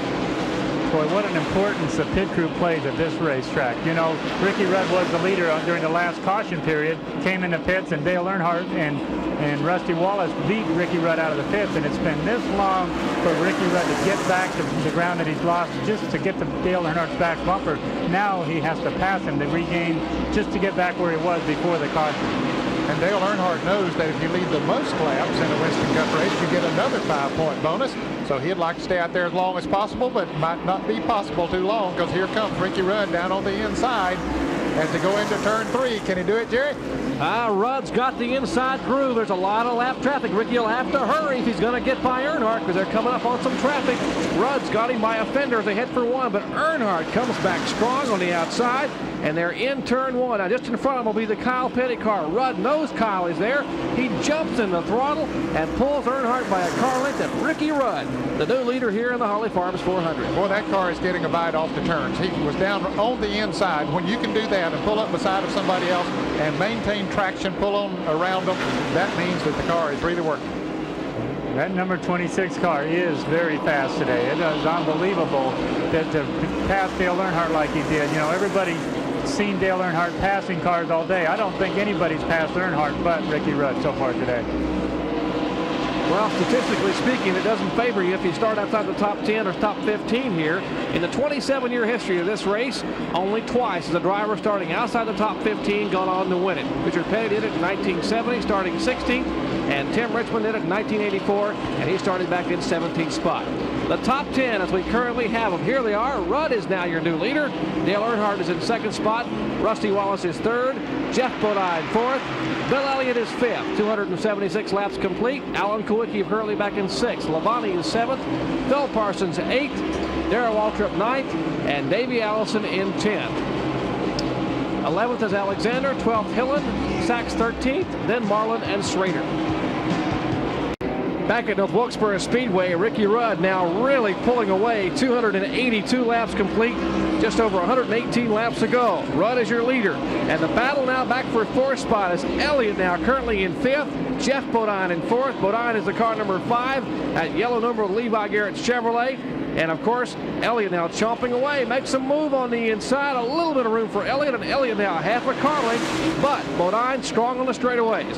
Let's see if Elliott can hang on inside turn 1. Bodine rides it high, gives up the opening to Bill Elliott. Elliott on the inside out of turn 2. They are door to door. Bill Elliott now making the move down the backstretch and uses that horsepower to take fourth spot. But Bodine tries to come back up on the outside, but he can't quite do it that time as Elliott gets a little more bite off the turn, but Bodine's not giving up. I'll say he's racing him hard. Jeff Bodine, a short track hot shoot from up in New England way, of course, out of Chemung, New York. Bodine cut his teeth on the open wheel modified track. His father, Eli Bodine, owned a modified speedrome up outside of Chemung, and he ran those modified cars for many years prior to making the transition down south to the fender car, the full-bodied stock cars. Bodine having won here before, as we mentioned, in the modified car back in 1980, but yet to go to victory lane here in a Winston Cup car. There's Alvin Kulwicki, his car now being shown back in the 6th spot. Kulwicki back there in the car number 7, the Z-Rex car. Kulwicki now trying to reel in Jeff Bodine. Bodine, of course, 5th. Elliott now in 4th. We've got a report from the pit radios that Alan Kulwicki has an oil pressure problem. So he's got to be on pins and needles right now. If his oil pressure is dropping, if his oil pressure drops very much, his motor won't last very long at all. He's got to try and maintain positions and pass people, but at the same time be prepared for that oil pressure to go all the way away. Well, he just took over 5th position there from Jeff Bodine and moved around him with ease. Of course, Jeff's car doesn't seem to be working quite as good now as it did a little bit earlier, and he's another of those drivers that's on the Hoosier tires, and they've run a pretty good while on this green flag run here, and it could be that those tires are heating up and beginning to slide around a little bit on the racetrack.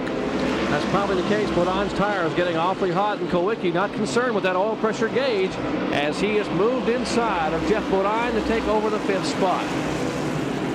Alan's car always handles well on most any racetrack, but particularly on the short tracks. He's coming up on Bill Elliott. You see Elliott in car number 9 there, and he is picking up on the 4th place car. Back up front, there is Ricky Rudd moving in on Darrell Waltrip. Waltrip in the Tide, the bright orange, Degmo orange Tide machine, car number 17, as Rudd is the leader. Running 2nd is Dale Earnhardt, and Ricky Rudd working over the rear of Darrell Waltrip. Let's take a look back at what happened years ago in Winston Cup racing in this Winston Cup replay. Winston Cup replays are brought to you by Purolator, the first name in filters. For Pure Oil now and Pure Oil later, it's Purolator. Hickory Speedway, about 40 miles from North Wilkesboro, had racing every Saturday night, but it also attracted what's now the Winston Cup Series. And it brought in the brightest stars of the day, drivers like our own Ned Jarrett and Richard Petty, who was already in his 8th year of competition. He was still learning, though. Dirt tracks were more difficult to qualify on. We see the start of this race from an early version of today's sophisticated in-car camera. Going from pavement to dirt was not easy for some. Curtis Turner drives the number 41. Notice no sponsors and the legendary Tiny Lund, king of the power slide. Here's another spin, getting through Elmo Langley in 64, Turner and Petty. Richard, though, has to make a costly pit stop. David Pearson moved up to challenge Turner for the lead. And at the drop of the checkered flag, David, in a Cotton Owens car, takes home one of his 105 Winston Cup victories. And And Ricky Rudd just going around the car, the 9th place car. That, of course, is Darrell Waltrip, putting Waltrip 1 lap down. Waltrip trying to hang on, hoping for a yellow flag to get that car dialed in. You heard Benny Parsons talk with Jeff Hammond a little bit ago. They had gotten the car much closer than they were at the beginning of the race, but not quite close enough for that strong muscle, that horsepower machine of Ricky Rudd. As Rudd now goes around the 9th place car and begins to make his way toward the 8th place car, which of course would be Phil Parsons. Boy, that car is just driving so well, and Ricky Rudd is doing such a good job of driving it today. He has worked his way around traffic, and very cautious where he needed to. Here's a battle for second place as Rusty Wallace tries to move up on the outside of Dale Earnhardt, but Wallace gets a little loose as he got on the outside. Boy, he got a lot loose, Ned. He had it really hung out almost like a dirt track. Wallace swatting flies in that race car. Looked like he was swatting flies the way he was wedging that steering wheel back and forth, trying to hang on in turn 3 and 4. And he's a gamer. He kept that car on the racetrack out of turn 3, but he lost some spots back there. 2 car lengths back to Earnhardt. That's a battle for second spot. Earnhardt currently in second position. Wallace a car length back, and their tires really have to be getting hot and going away on them. Wallace slides high again, trying to hang on. Earnhardt's car working on the bottom of the racetrack. But you know, after a tire slides like that, especially the 2 rear tires on Rusty Wallace's car, they really build up a lot of heat right then at that point, and it takes them a long time to cool off. They talk about cooling off. One driver who's making his way very slowly and disappointingly back down pit road. He will make that left-hand turn, and it will not be his first win of the season. Alan Kawicki, after a great effort today, Alan Kawicki, 33-year-old driver in the Xerox Ford, takes it to the garage area. Well, he moved up in the top 5, Jerry, as we saw him there a few minutes ago, but apparently that oil pressure problem that Gary mentioned has gotten the best out of him, and he has to go into the garage area and out of the race. Well, you know, the thing about it is when a car is running, if it starts to have a problem like oil pressure or just smoking, something going wrong, they usually never get better. Those things always seem to get worse. They don't fix themselves. Eventually something finally lets loose and you have to park it. Remember now, there's Earnhardt. He is currently being shown in second spot. He has led. Wallace has not led. Rusty Wallace needs to get up there and try to lead a lap, but right now Wallace's tires apparently have gone away.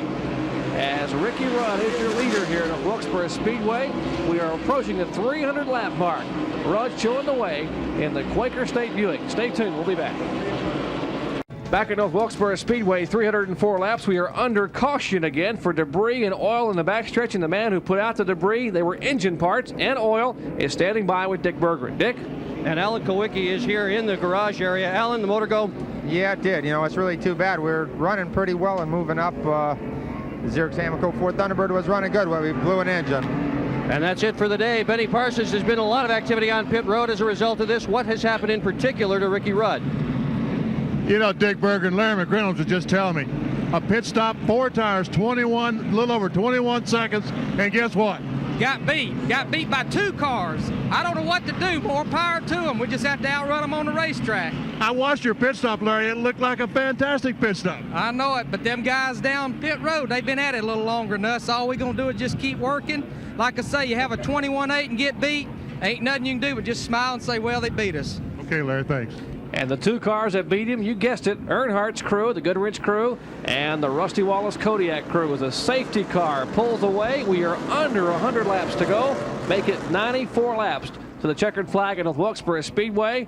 And up front again, that black and silver numeral car number 3, the Goodrich Chevrolet, and green flag waves for Dale Earnhardt. He leads the charge then in turn 1. It's Earnhardt, Rusty Wallace, and then the crew chief you just heard from, Larry McReynolds, driver, that's Ricky Rudd. Rudd going around the outside of the car number 17. Remember, Waltrip is showing 1 lap down. Rudd is 3rd, and then, of course, Bill Elliott showing in 4th spot.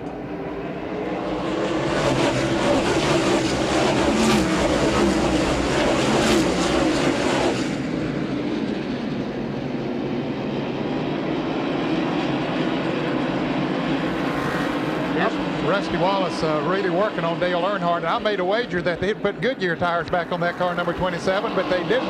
They still have Hoosier tires on it, so I was wrong. He apparently was happy with the Hoosier tires, and right now they're working good for him. And Rusty Wallace, remember, he needs to lead a lap. He has not led, and now is the best chance he'll have possibly today to lead a lap and to get around Earnhardt. So Wallace saving nothing for the end. He jumps back in that throttle out of turn 4, but has got a full view of the rear bumper of that Goodrich Chevrolet. Wallace now trying to get some room on the inside, but Earnhardt's car working so well on the bottom of the racetrack.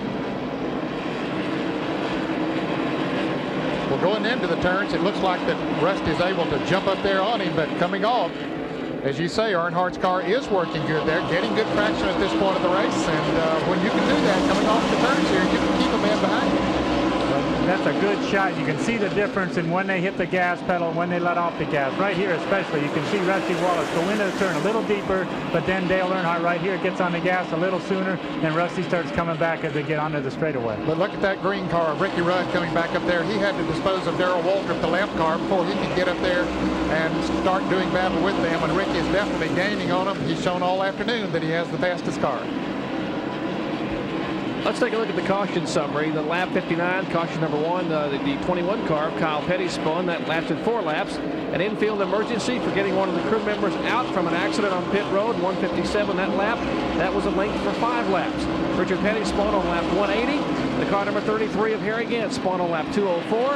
And the most recent caution on lap 303 for oil in the backstretch by virtue of the blown engine from Alan Kulwicki. Jerry, we have a report that a couple of cars that had switched to Hoosiers have gone back to Goodyear. That's the cars of Terry Labonte, the Budweiser Chevrolet, and Phil Parsons in the Crown Skull Oldsmobile. They tried the Hoosier tires a while, but now they've gone back to Goodyear.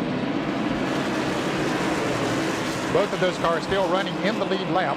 At 300 laps, they were being shown in the 7th and 8th position in the lead lap. Rusty Wallace trying to wedge his way beneath the Dale Earnhardt machine, and he's got it there. And Earnhardt is in the middle groove, and Rusty has the grass and part of the bottom groove out of turn 2. And Rusty will hang in there. Wallace now needs to lead a lap. His car's sideways, but he hangs on, and Rusty Wallace will get that lap as the fans are on their feet, waving and shouting, loving every lap of it here. These two guys respect each other, and Earnhardt says, hey, I'm back here. As you see pieces of that rear bumper of the Kodiak Pontiac come separated there in turn 2. I think Dale Earnhardt knocked part of his right front headlight out. You can see the bumper of Rusty Wallace's car caved in, and some pieces of aluminum or something came off of one of the cars as they bumped there. Now we'll see if Wallace can pull away a little bit from Earnhardt, because Wallace knows how strong Rudd is. He also knows how difficult Earnhardt is to pass.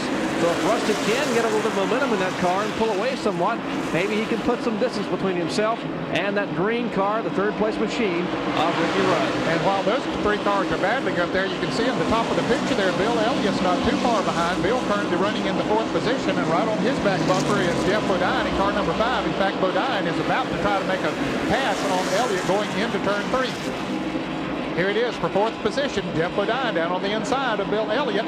Bodine gets the traction coming off on the inside and gets the car length, almost the car length out in front, but Elliott tried to come back on the outside.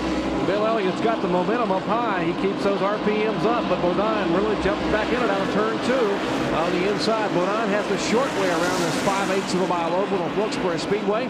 They're up on the 14-degree banks in turns 3 and 4. And again, Bodine will have the advantage. That's the Waltrip car, the Tide Chevrolet, that's showing a lap down back in there. This is the battle back for 4th and 5th spot. Well, Darrell just did lose a lap before that last caution came out. The leader, he fought and tried to stay in the lead lap. Leader just got around Darrell, then the caution came out for the oil from Alan Kulwicki's car. So Darrell was so close to still being on the lead lap. Well, Rusty Wallace now beginning to pull away from Dale Earnhardt, and Ricky Rudd now doing battle with Earnhardt for the 2nd position as Wallace moves away.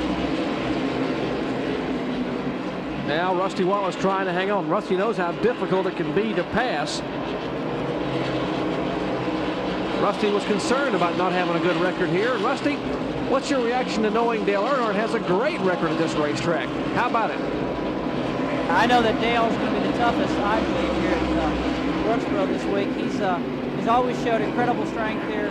I've just been so-so, and Elliott has been terrible. So we'll just see what happens. I hope that I've gained a little bit on Dale. I hope the new body style will be better for me this year here. And I hope that I can gain some points on him. Just win the race, we'll gain the points automatically. That's what I'm hoping to do. Well, he gained points a week ago. He gained $84,000 and 15 points by virtue of his win at Charlotte, and he would like to gain some more points today. Time is running out. Only 3 events remain. Rockingham a week from today. Of course, then we go to Phoenix for the Checker 500, and then the season curtain call is at Atlanta Speedway, Atlanta International Raceway for the Atlanta Journal 500, all here on ESPN. One driver, Neil Bonnet, is in the pits in the Valvoline Pontiac, and I believe it's going to be terminal for him. He came in, they looked, there was smoke coming from the right front of the car, and now I believe Neil is going to take it into the garage area, indeed he is. So Neil Bonnet going into the garage out of the race. It looked like Neil's right front brakes had boiled. The smoke was coming right from the right front wheel area, so I'm sure he doesn't have any brakes. We got some reports on pit road that Bill Elliott, we saw him a minute ago as he was trying to do battle back there with the Jeff Bodine car. Elliott now being shown back in 5th position, and Elliott's car was really up across the racetrack. There's, of course, the lead car. 2nd is Earnhardt. 3rd is Rudd. Back and forth with Jeff Bodine. And Bill Elliott, the car number 9, showing back and forth. There's Bodine's car coming into the picture. But Elliott's car really having some problems here, Gary, and we're told that the car is extremely loose. Yeah, you know, it's almost, you know, with the car that qualifies on the pole here at Wilkesboro always seems to get loose in the race. I've never really been able to figure it out, but the pole sitter always seems to not be around at the end, at least in contention at the end. Here's a good battle for 5th, 6th, and 7th. That's Bill Elliott running in 5th, and Terry Labonte and Phil Parsons have both caught him. And with Elliott's car getting a little loose, Labonte got on the inside of him a lap ago, but he turned his car crossways, and Elliott was able to maintain the 5th position. But now Terry Labonte, who has won the last 2 races here in North Wilkesboro, working on Bill Elliott. You see Phil Parsons back there going very high in the turn. It looks like everybody in that little group right there is a little bit loose, Ned. They're all trying to get some traction. They're all sliding. They're all trying to make up ground, and they're not really getting much accomplished. Elliott trying to tiptoe through some of the corners. A minute ago, he was running the car hard, and he just sort of dog-walked up across the racetrack, and now Elliott has the middle groove. Phil Parsons up very high, but Elliott does not quite have enough space there to lead for the Terry Labonte car. Labonte now on the bottom of the racetrack. Now Elliott slips up high, and Labonte will take advantage of that move and try to go beneath Elliott, but Elliott is so strong on the front straightaway on the backstretch, though. As now they battle, there's Davey Allison coming into the picture. So 4 cars now slipping and sliding out there trying to tiptoe their way and pass each other here at Wilkesboro. Well, it looked like Labonte definitely has the advantage in turns 3 and 4. And sort of holds his own right here this time in turns 1 and 2. He should be able to get him when they go into turn 3 this next time. Let's see if he can do it down on the inside.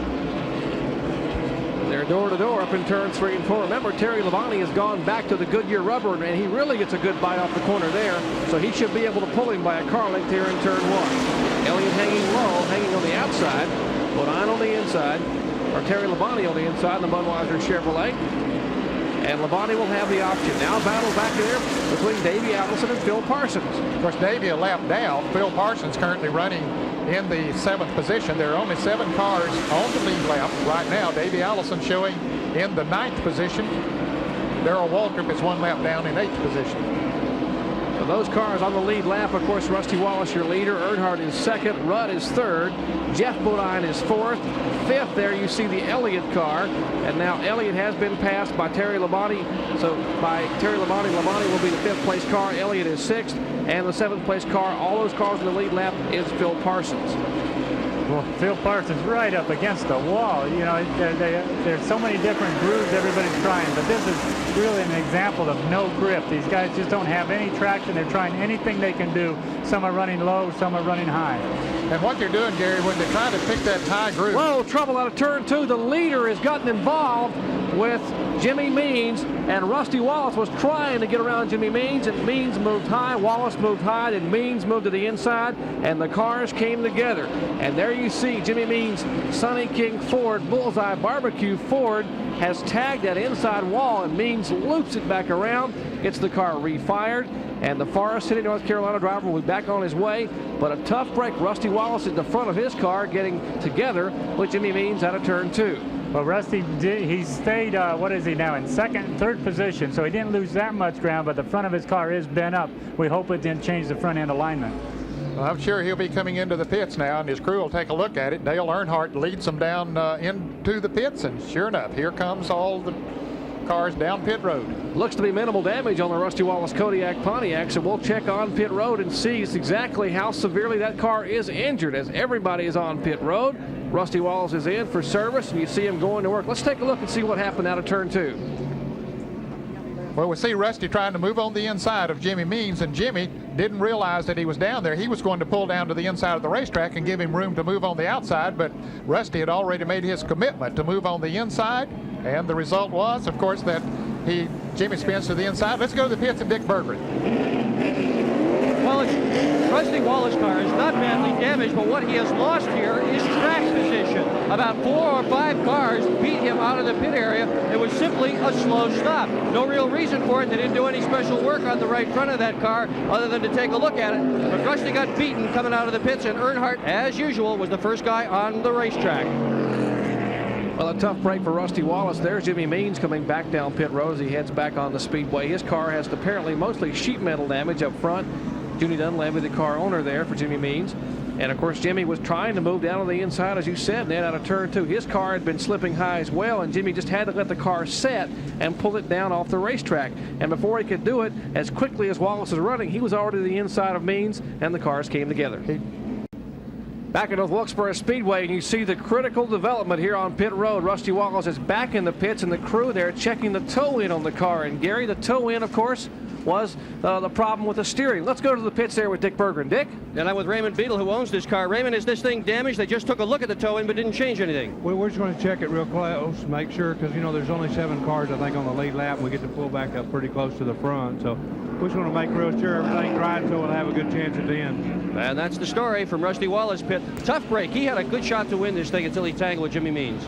Well, he may still have a great shot at winning it, Dick. We're not going to give up on Rusty Wallace, but you're right. It is a tough break for him, and there's the Haviland Ford coming in.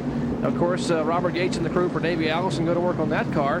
Davey's had a pretty good run, currently being shown back in 9th position. Davey 1 lap down. Of course, in 8th would have been the Darrell Waltrip car. And again, Rusty Wallace back on pit road. The crew will go to work on that car. Gary? Okay, what they did a minute ago, the last stop, was they took a string and they ran it down both sides of the car to check the front toe out. Apparently they found something wrong. Now they got the hood open and they're adjusting it. Let's go to Dick Berggren back down in Rusty's pits.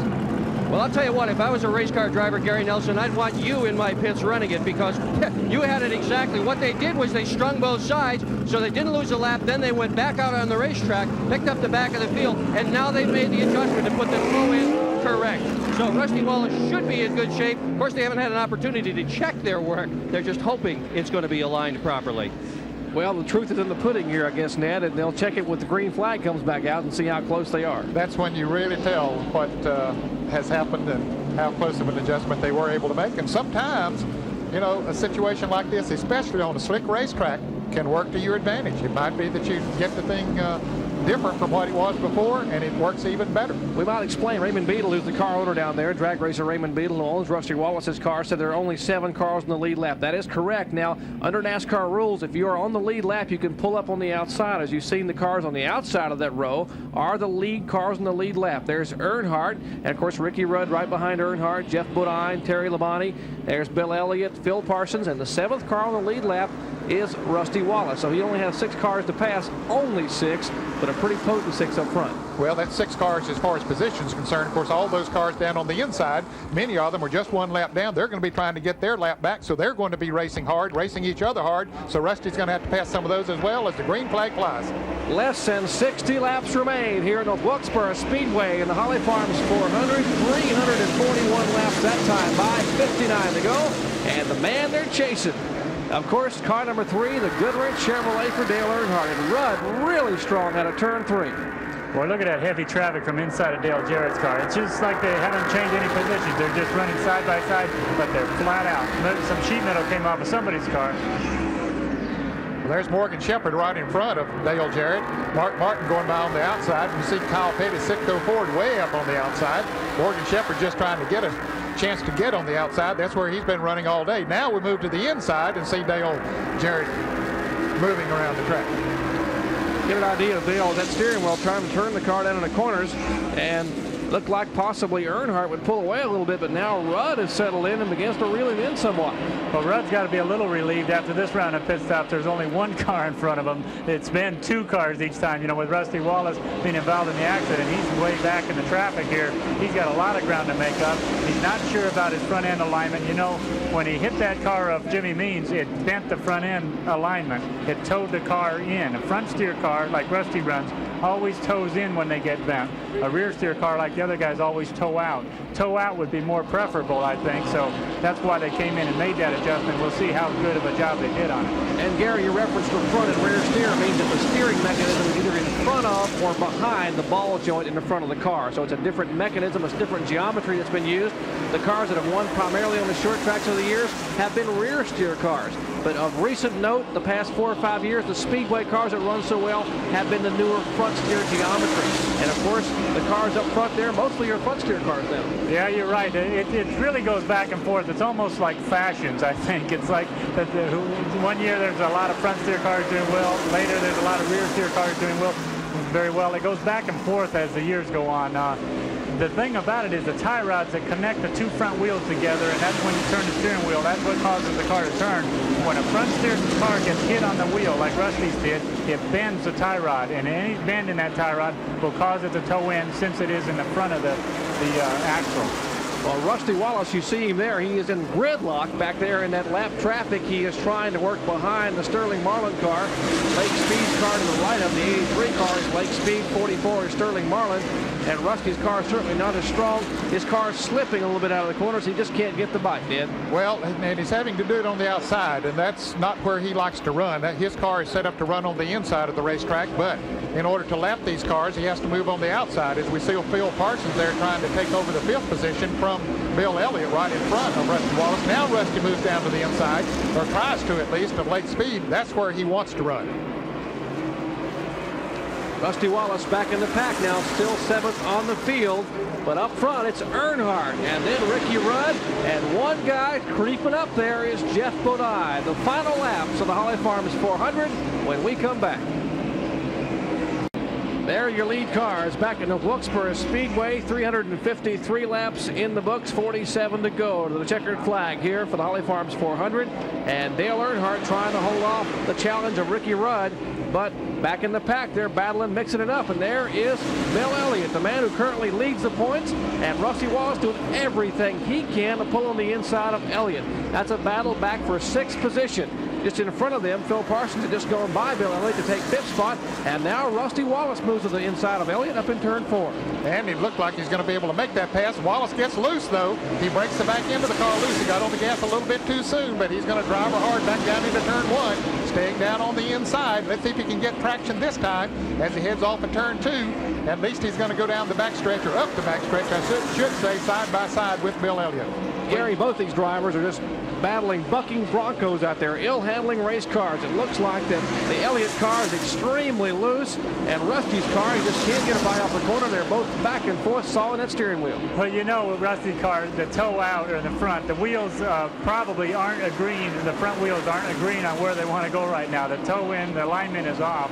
So that means there's some drag on the front wheels. And when he hits the gas, like right there, the rear wheels are trying to pass the front ones because the rear wheels are still running pretty free, but the front wheels are almost like having front brakes on. Now Rusty finally makes the pass, and up in front of him, Phil Parsons has already disposed of Terry Labonte in the red and white number 11 car there. So that will move Phil Parsons into the 4th position. Labonte is running 5th. Now Rusty Wallace in 6th and Bill Elliott running in 7th position. Back up front, and the battle heats up a little bit up front as Earnhardt now trying to hold off, and he gets a little bit of a tap from Ricky Rudd. Earnhardt still out of shape, and Rudd will have the inside move. Let's see if Earnhardt can get back at him, but no, Rudd pushes the pedal and goes by. They head for turn 1, and Earnhardt says, okay, it's my turn. Up turn 1, and here he goes. Rudd goes around. Earnhardt is on the brakes, Bodine's on the brakes, and Rudd is spun, and yellow flag. Well, that's interesting, Ned. Yep. It's tap 1, tap 2. Watch and see what NASCAR does here. This is poor Ricky Rudd. Has been so strong all day, but he knows as well as everybody knows when you mess with Dale Earnhardt, it's like messing with a hornet's nest. Well, Dale Earnhardt, and he got a nudge up until. Let's take a look and see what happened. Now, this is the second nudge apparently down in turn 1. Now, Rudd had already gotten with Earnhardt, Ned. He'd already gotten around him, and they go into turn 1. Rudd moves down on the inside. Earnhardt runs in there behind him a little bit harder than Rudd does, tries to dip down on the inside, taps him just a little bit, gets Rudd sideways, and on around he goes. Earnhardt is hard on the brakes here, trying to keep him getting around in the door. And we understand that they're going to put both of those drivers at the end of the lead pack. Now, they'll be coming down making pit stops now, but each of them did a little bit of bumping. Rudd bumped Earnhardt first going into turn 3, made the pass. And let's go to Dick Berger now in Dale Earnhardt's pits. Well, Ned Jarrett, if whatever bumping went on was certainly minor in nature, I can see the front of Dale Earnhardt's car, and it's just not damaged at all. There's just a little bit of a scratch up there, and that's part of short track racing. The left side, however, is well damaged. Benny Parsons, what's going on to you? I'm down the Ricky Rudd pit. They're changing 4 tires. The only indication of anything that might have happened was just a moment ago, Larry McReynolds kind of shook at his fist at Dale Earnhardt as he drove by. There's going to be a lot of fist shaking going on between those two before today's over, I'm sure. Well, it's heating up here in North Wilkesboro. It's a cool, crisp fall afternoon, and the leaves are changing and the tempers are flaring as we're getting down to the last few laps of the Holly Farms 400. And Dale Earnhardt and Ricky Rudd going at it, 2 of the stronger cars. And there is Earnhardt now back on the racetrack as he has had a tire change. And NASCAR has effectively slapped them both on the hand by putting them, I guess, or we understand they are planning possibly to put them back on the tail end of the lead lap. We'll wait and see what happens. I don't think that's happening, Jerry, because Earnhardt now is going back up to the head of the pack. He's leading the race, and they did not motion him to go to the back, at least not at this point. Oh, now he's slowing up as Bodine goes around him. So we are showing now less than 40 laps to go here at North Wilkesboro Speedway, and the leader showing is Jeff Bodine now. Bodine pulling up behind the safety car, and of course his teammate there, Kenny Schrader, who's being shown a lap down. Schrader was showing in 10th spot, 1 lap down, trying to relinquish that front spot. So Bodine will be the leader of note when we go back to green. And this crowd is absolutely going wild about the circumstances here at the North Wilkesboro Speedway. Well, they like it. We're getting ready to go back to green here. They're on their feet for the final few laps. We're winding down. And Harold Kender flips those yellow lights out and waves that green flag. Hold on to your seats, folks. This isn't over yet because Bodine is up front. But those are the cars we're watching as they go to turn 1. Rudd on the outside of Darrell Waltrip. A little bit of slipping and sliding by Kenny Schrader. And Schrader now the lap car on the inside gives way. And Bodine and Terry Labonte, the man who has won the last 2 events here at Wilkesboro Speedway. We haven't talked much about Labonte, but he certainly is a sleeper in a strong car late in the race. Yes, he's been right up in top 10 all day, finally moved into the top 5, and now into 2nd position. Apparently what NASCAR did was they put Dale Earnhardt back to the position just ahead of Ricky Rudd because they restarted the race right together in the middle of the pack. Well, I tell you, I don't know. Where Earnhardt and Rudd both have to be steaming inside those cars. If you see a little smoke coming out of those cars, it's got to be coming out from beneath the helmets of both those drivers because they are making their way to the front in a hurry. There is Rusty Wallace, and there is Earnhardt and Rudd as they go around the outside of Bobby Hillen's car. They're trying to realize both of them have a shot at winning. Earnhardt has a shot at possibly a Winston Cup title. They can't throw that away, and they are trying to make their way to the front. Hillen's car running pretty stout. Earnhardt makes the outside move, and will go around Bobby Hillen. Well, Rudd tried to follow Hillen and thought maybe he might be able to pull on the inside, but that wouldn't quite work. Let's go to the pits where Dick Berggren is with Richard Childress, Dale Earnhardt's car owner. Well, Richard, what was the exact nature of the penalty? What did NASCAR say to you? I don't know. They just wanted us to move back there. I couldn't see what happened. I just can't comment on it right now. I don't know what happened. What did Dale say to you when you told him he had to go in the back of the pack? He wanted to know why. He said Ricky spun him up 3 and he bumped him down here. So I don't know what happened. That's Richard Childress. He owns car number 3 that's just been penalized and put into the back of the pack. Well, that's exactly what happened. Ricky did bump Dale going into turn 3. Didn't spin him out, but he got him crossways, made the pass, and then Earnhardt just retaliated down in turn 1. Here's a battle for 2nd place. There's the leader, Jeff Bodine, the yellow and white car, but here's Rusty Wallace in the 27 car trying to take over 2nd. Remember, Rusty has that toe-in problem in the front of the car, and you got to really give a hand to Rusty Wallace. He's driving the car all out here in these final laps at North Wilkesboro. Wallace makes the move on the inside of Terry Labonte and will take over the second spot. Now, does he have enough strength to catch Jeff Bodine? The laps are winding down here in North Wilkesboro, but Wallace's car does not seem to be affected too much, Gary, by that problem they had there a little earlier. No, he looks awful strong right here. Very strong, Rusty Wallace. I think he is gaining on Jeff Bodine. Well, now Ricky Rudd has moved around Dale Earnhardt and has taken over the 6th position. They were back in 6th and 7th, but it was reversed. And Rudd has moved around Earnhardt and see what he can do about those top 5 up in front of him. Well, I'm sure Larry McReynolds had just radioed Ricky Rudd and said, hey, partner, we got 29 laps to catch a bunch of race cars, so you better get on it. And Rudd zipped by Earnhardt, and now he is currently being shown in 6th position. He just got a glimpse of Phil Parsons' car. Phil is in front of him. He's in 5th spot, and Rudd makes his way to turn 1. 28 laps to go in North Wilkesboro. Ricky Rudd in 6th, Dale Earnhardt in 7th. The leader back up front is Jeff Bodine. Jeff Bodine, who has never won here at this North Wilkesboro Speedway. He is trying to hang on. He knows these two guys back there chomping at the bit. Well, Ricky Rudd was 3.5 seconds behind the last time around, Jerry, and he's still 3.5 seconds behind the leader, Jeff Bodine. And I'll tell you, that's going to be awfully tough to make up here on the 5/8 mile racetrack. Back up front, the lead car, Jeff Bodine. There is Bodine, the lead by Garrett Chevrolet, showing the way here. Some 15 car lengths over Rusty Wallace. Well, a brand new renovated North Wilkesboro Speedway. All kinds of renovations as we show you in this ESPN Track Fact. Track Facts are brought to you by the Robert Bosch Corporation, makers of Bosch Platinum, the ultimate spark plug. North Wilkesboro Speedway opened in 1961. That was a rather unique layout, a downhill front straightaway and an uphill backstretch. But the real concern at this racetrack was the treacherous pit road. The drivers just did not have enough room to pit. They would double up on caution flag pit stops. It was so congested that the crews were actually afraid. They were very concerned. Well, that is no more. Now, a brand new pit road, and more importantly, for the first time ever, a pit wall that separates the cars from the crews. And a beautiful brand new garage area, a dugout area between turns 1 and 2, a covered garage area for each individual team and driver. This one-of-a-kind victory lane here at Wilkesboro Speedway, unique to stock car racing. This hydraulic lift, you simply roll the winning car and driver on the lift, it picks the car and puts it right up on top of the infield media center here on this beautiful checkered flag floor for all the fans to see. Quite a spectacle here at North Wilkesboro Speedway. Just over 20 laps to go. Who will get to be on that lift and be in victory lane? Well, right now it's Jeff Bodine showing the way here as the laps wind down. Stay tuned.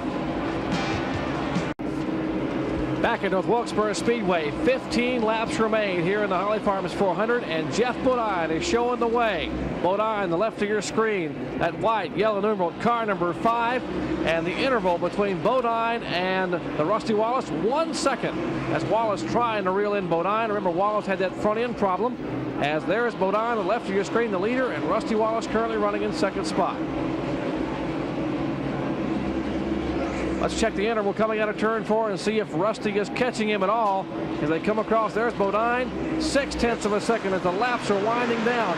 Rusty trying to win this race here at the Wilkesboro Speedway, battling this man here. Bill Elliott is on the outside of Terry Labonte, and there is Ricky Rudd. They're battling back for 4th spot. Labonte is 4th, Elliott is 5th, and Elliott trying to take that 4th spot away. Bill Elliott up on the outside of the racetrack coming out of turn 4. Ricky Rudd has the best seat in the house for that battle. Rudd trying to decide, well, do I stay behind Labonte or do I follow Elliott? And now Rudd says, well, I'll make my own groove on the inside, but there's no room there at all coming out of turn 2. Not enough room down there on the inside. Labonte continuing to hold that inside groove, but it seems like the second groove or the outside groove is working better right now, so Ricky Rudd decides he'll try that, but Bill Elliott hasn't made the pass totally yet. You got to be able to almost see the frustration in Ricky Rudd. And Dave there. Marcus pins Dale Jarrett coming off of turn 4. Right in front of the leaders. Here comes Jeff Bodine and Rusty Wallace, who Marcus got under Jared as he started off of the turn and got him crossways, and of course the caution comes out again. Boy, what do you do now if you're the crew chief? Do you get tires? Do you stay out? Boy, it's going to be a lot of strategy right here. Well, I tell you, I really can't imagine, you know, as tough as traffic has been here, someone taking a chance of coming in, particularly the top 2 or 3 cars. The top few should stay out. The ones in the back should come in. Yeah. If the leader comes in, the ones in the back should stay out. Well, Ernie Elliott is standing on pit road with a pit board waiting for Bill Elliott. So, and also Terry Labonte's crew is out there waiting for his car, and Rusty Wallace's crew. Harold Elliott, the engine builder. There's the Elliott crew. And here comes Labonte, and here comes Dale Earnhardt down pit road. Yeah, they had nothing to lose. They were going backwards. Earnhardt was back in 7th place, the last car on the lead lap, so he had no choice but to come in, and Labonte was going backwards as well. Right side tires for the Goodrich and Budweiser crews, pitting nose to tail. Junior Johnson, the big gentleman there in the front of the car. As the laps wind down here in the Wilkesboro Speedway, we're under caution. Who will win it? Jeff Bodine, currently the leader. Final laps as we come back to the Holly Farms 400. Stay tuned. Well, there's trouble up in turn 4. Dale Earnhardt, trying to come up through the field, has spun around, and several cars taken up in the melee. Oh, they just restarted the race, and all of a sudden, Ricky Rudd and Dale Earnhardt got together. Well, we might say what happened exactly. Earnhardt and Labonte came in and pitted and took on 4 fresh tires. Among the cars that didn't, well, none of the other leaders came in. Now, Rusty Wallace had actually beat Jeff Bodine back to the start-finish line when the Dale Jarrett car spun. So when we came back to green flag just a minute ago, Rusty Wallace was the leader and remains the leader. There's Wallace as the leader, Jeff Bodine in 2nd spot. Now, Earnhardt comes bulleting up through the field with those fresh tires, and as he went on the outside in turn 3 and 4, Earnhardt and Ricky Rudd came together. Earnhardt's car spun around, tapped the outside retaining wall, and we are again, for the 9th time of the day, under the yellow flag. And here's Michael Waltrip. He really got the worst end of that whole thing, I think, Jerry. The tires are just headed out, and apparently he has a steering arm broke or bent very badly. Let's see if we can see what did happen as they went into turn 3. Earnhardt trying to move on the outside just to the right of your screen, and he gets together. There's Rudd and Labonte trying to miss Earnhardt up high. He is already spinning. Here comes Rick Wilson in the car number 4 by. Everybody trying to get on the binders. There's Lake Speed, Mark Martin, and Mark Martin just gets by. And of course, Martin's car is the one that nudges the side of the Mike Waltrip car. So Waltrip's car got some of that damage on the left front or the right front of his car from the toe in. But we're ready for green once again. Laps are winding down. Just had a wreck on the backstretch. Bobby Hill and it ran into the back of Lake Speed, who ran into the back of Dale Earnhardt. We're showing 4 laps to go, ladies and gentlemen. Hang on to your seats. It's winding down here. It's far from over yet. These guys are anxious. 4 laps. They got to come by us 4 times. Can they do it? Green flag, and Rusty Wallace trying to pick up his 2nd win in a row after winning at Charlotte Motor Speedway a week ago. Wallace leads the charge in turn 1. Wallace, the leader by 2 car lengths over Jeff Bodine. Bodine is 2nd. 3rd place, a strong effort by Phil Parsons. And here comes Bill Elliott in 4th. Elliott, the right of your screen, in the car number 9. And Terry Labonte with fresh tires on right behind Bill Elliott. He's just looking for a place to go because those fresher tires is better for him, but he didn't have any running room. Jeff Bodine right on the bumper of Rusty Wallace. You know, Jeff's got to be upset with himself for not racing Rusty to the line, because Jeff really was the leader when the caution came out. White flag this time by. Final lap. Can Jeff Bodine catch Rusty Wallace? And he nudges him in turns 1 and 2. Wallace a little bit out of shape. Bodine back on the inside. They are door to door. Down for the white flag. Final time. Here's Wallace back on the inside. And he nudges Jeff Bodine in turns 3 and 4. The crowd on their feet. It will be sideways. Rusty Wallace will win it here at Wilkesboro Speedway. I mean, they are on their feet, ladies and gentlemen, for an outstanding finish. What a finish. Rusty Wallace and Jeff Bodine. Oh, Jeff Bodine passes Rusty Wallace, and Rusty passes him back using the same tactics. Now the drivers pull up door to door and talk a little bit back and forth and about what a nice day each of them had. Sign language. Yeah, it almost looked like Phil Parsons beat Jeff for 2nd. Yeah, I'm sure they told each other they were number 1 there. And now Rusty Wallace will make that left-hand turn as they try to find victory lane here. It's a new victory lane, as we mentioned, and Rusty will be headed up to the ramp to victory lane. Rusty Wallace takes the win here at North Wilkesboro Speedway in the Holly Farms 400. A final few laps here. Unbelievable finish as Wallace wins it and Jeff Bodine is second. Wallace, second win in a row. Stay tuned. Victory Lane coming back. Well, the Holly Farms 400 is history, and I think they have made history here today at North Wilkesboro Speedway at North Wilkesboro, North Carolina. Let's take a look at this last lap and a half. A lot of folks can't believe what they saw. Here's Rusty Wallace leading the race, coming by for the white flag. Going into turn one, looks like Jeff Bodine trying to pull up on the inside of him, Ned. And Bodine just moving to the inside as they head down the back straightaway. They're going to take the white flag here in turn three. The turn four as they come out of turn four, Ned. They are coming off of turn four now for the white flag. Bodine right on the back bumper of Rusty. Looked like Rusty got a little loose there as they go into turn one. Bodine drives a little bit deeper into the turn. He hits Wallace, gets him crossways, drives it on the inside, and takes the lead as they go up the back stretch here at North Wilkesboro. Wallace backs off, lets him go, and then comes back in and reciprocates. Gets Bodine sideways. Wallace gets down on the inside, takes the lead. Here comes Phil Parsons down on the inside, and he will beat Jeff Bodine back to the start-finish line for second place. So we amend that finish, and it will be Rusty Wallace as the winner. Phil Parsons will take second spot. And, of course, in Victory Lane, this Winner's Circle interview is being brought to you by Goodyear Eagle Tires. Goodyear, because there really is a difference. And there was a difference those past few laps. There is Rusty Wallace getting ready to climb out. Let's go down there with Dick Berggren. Dick? Well, Rusty had quite a last lap in there. It was a tight last lap, there's no doubt about that. You know, Jeff ran a super race, and so did Darrell Waltrip and Jeff Bodine, and I tell you, Ricky Rudd really had a good car, but we brought the Kodiak Pontiac home #1. You know, that's what it's all about in this Winston Cup chase, and that's a close race and a little closer than I like, but you know, you got to get the job done. You had a damaged front end in the car, Rusty. How bad was that? Well, Jimmy Means and I got together down there. I tried to go underneath him, and he didn't see me down there, and we just got together, and that was it. And I thought that was it because the toe end was knocked out real bad, and we got it fixed. But it was an exciting race. I'm really proud to win at North Wilkesboro because this is such a beautiful racetrack. Enoch Stale and NASCAR done a super job up here. Tell us about the race back to the line where you beat Bodine. Well, it was a real race. You know, in the last caution flag, Barry says keep a race, and we haven't took the caution yet, and I beat him back there, and that's what we win the race. Rusty Wallace here in Victory Lane, high atop the main stand in the infield area. They've raised this car up on a platform. Rusty being congratulated by his crew and everybody else here.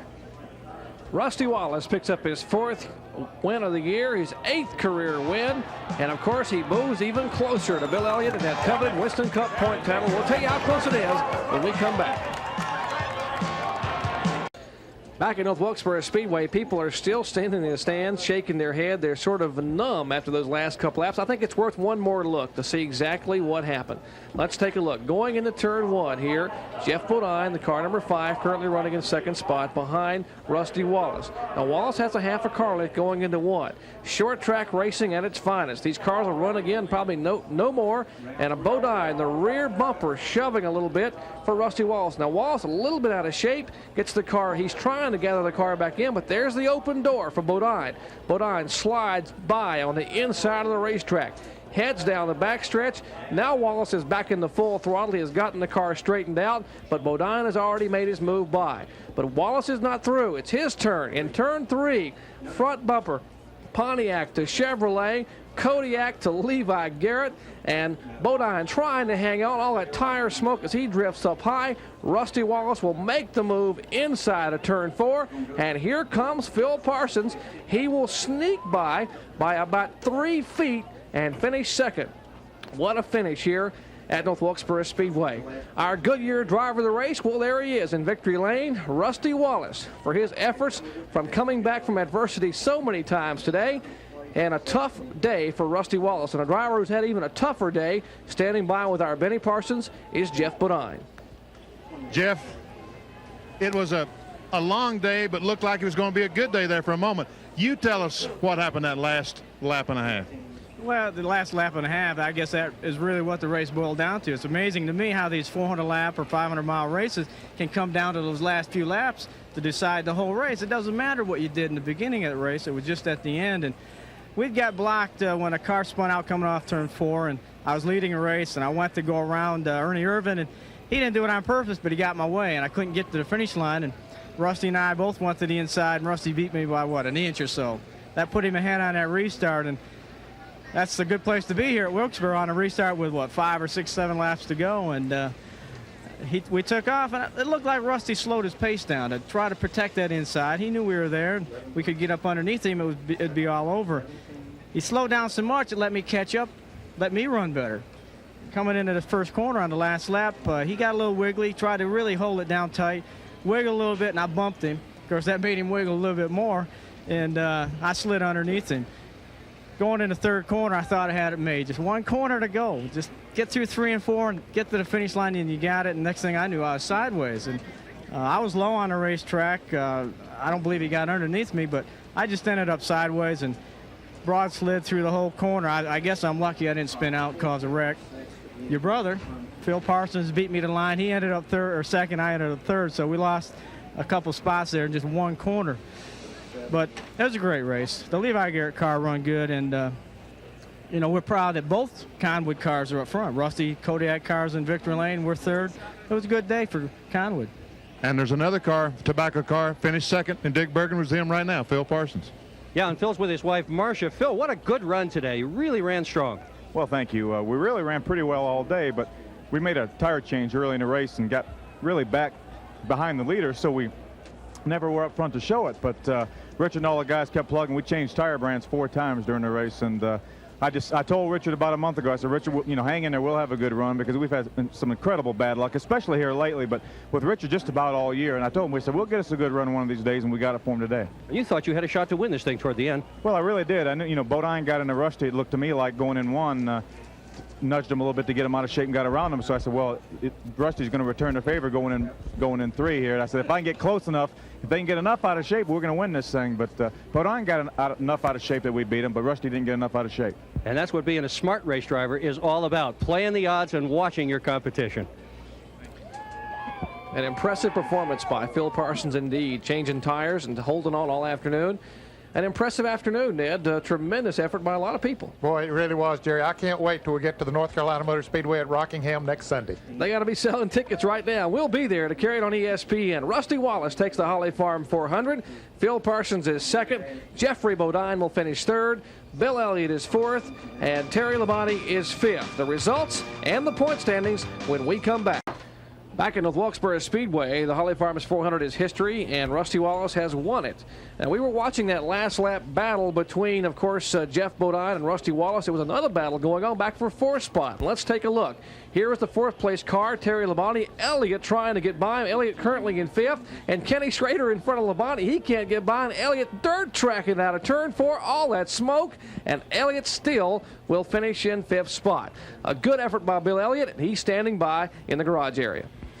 Bill, I didn't know you were a dirt track racer. Well, I try not to be. You know, there at the end, we didn't change tires, decided to stay out.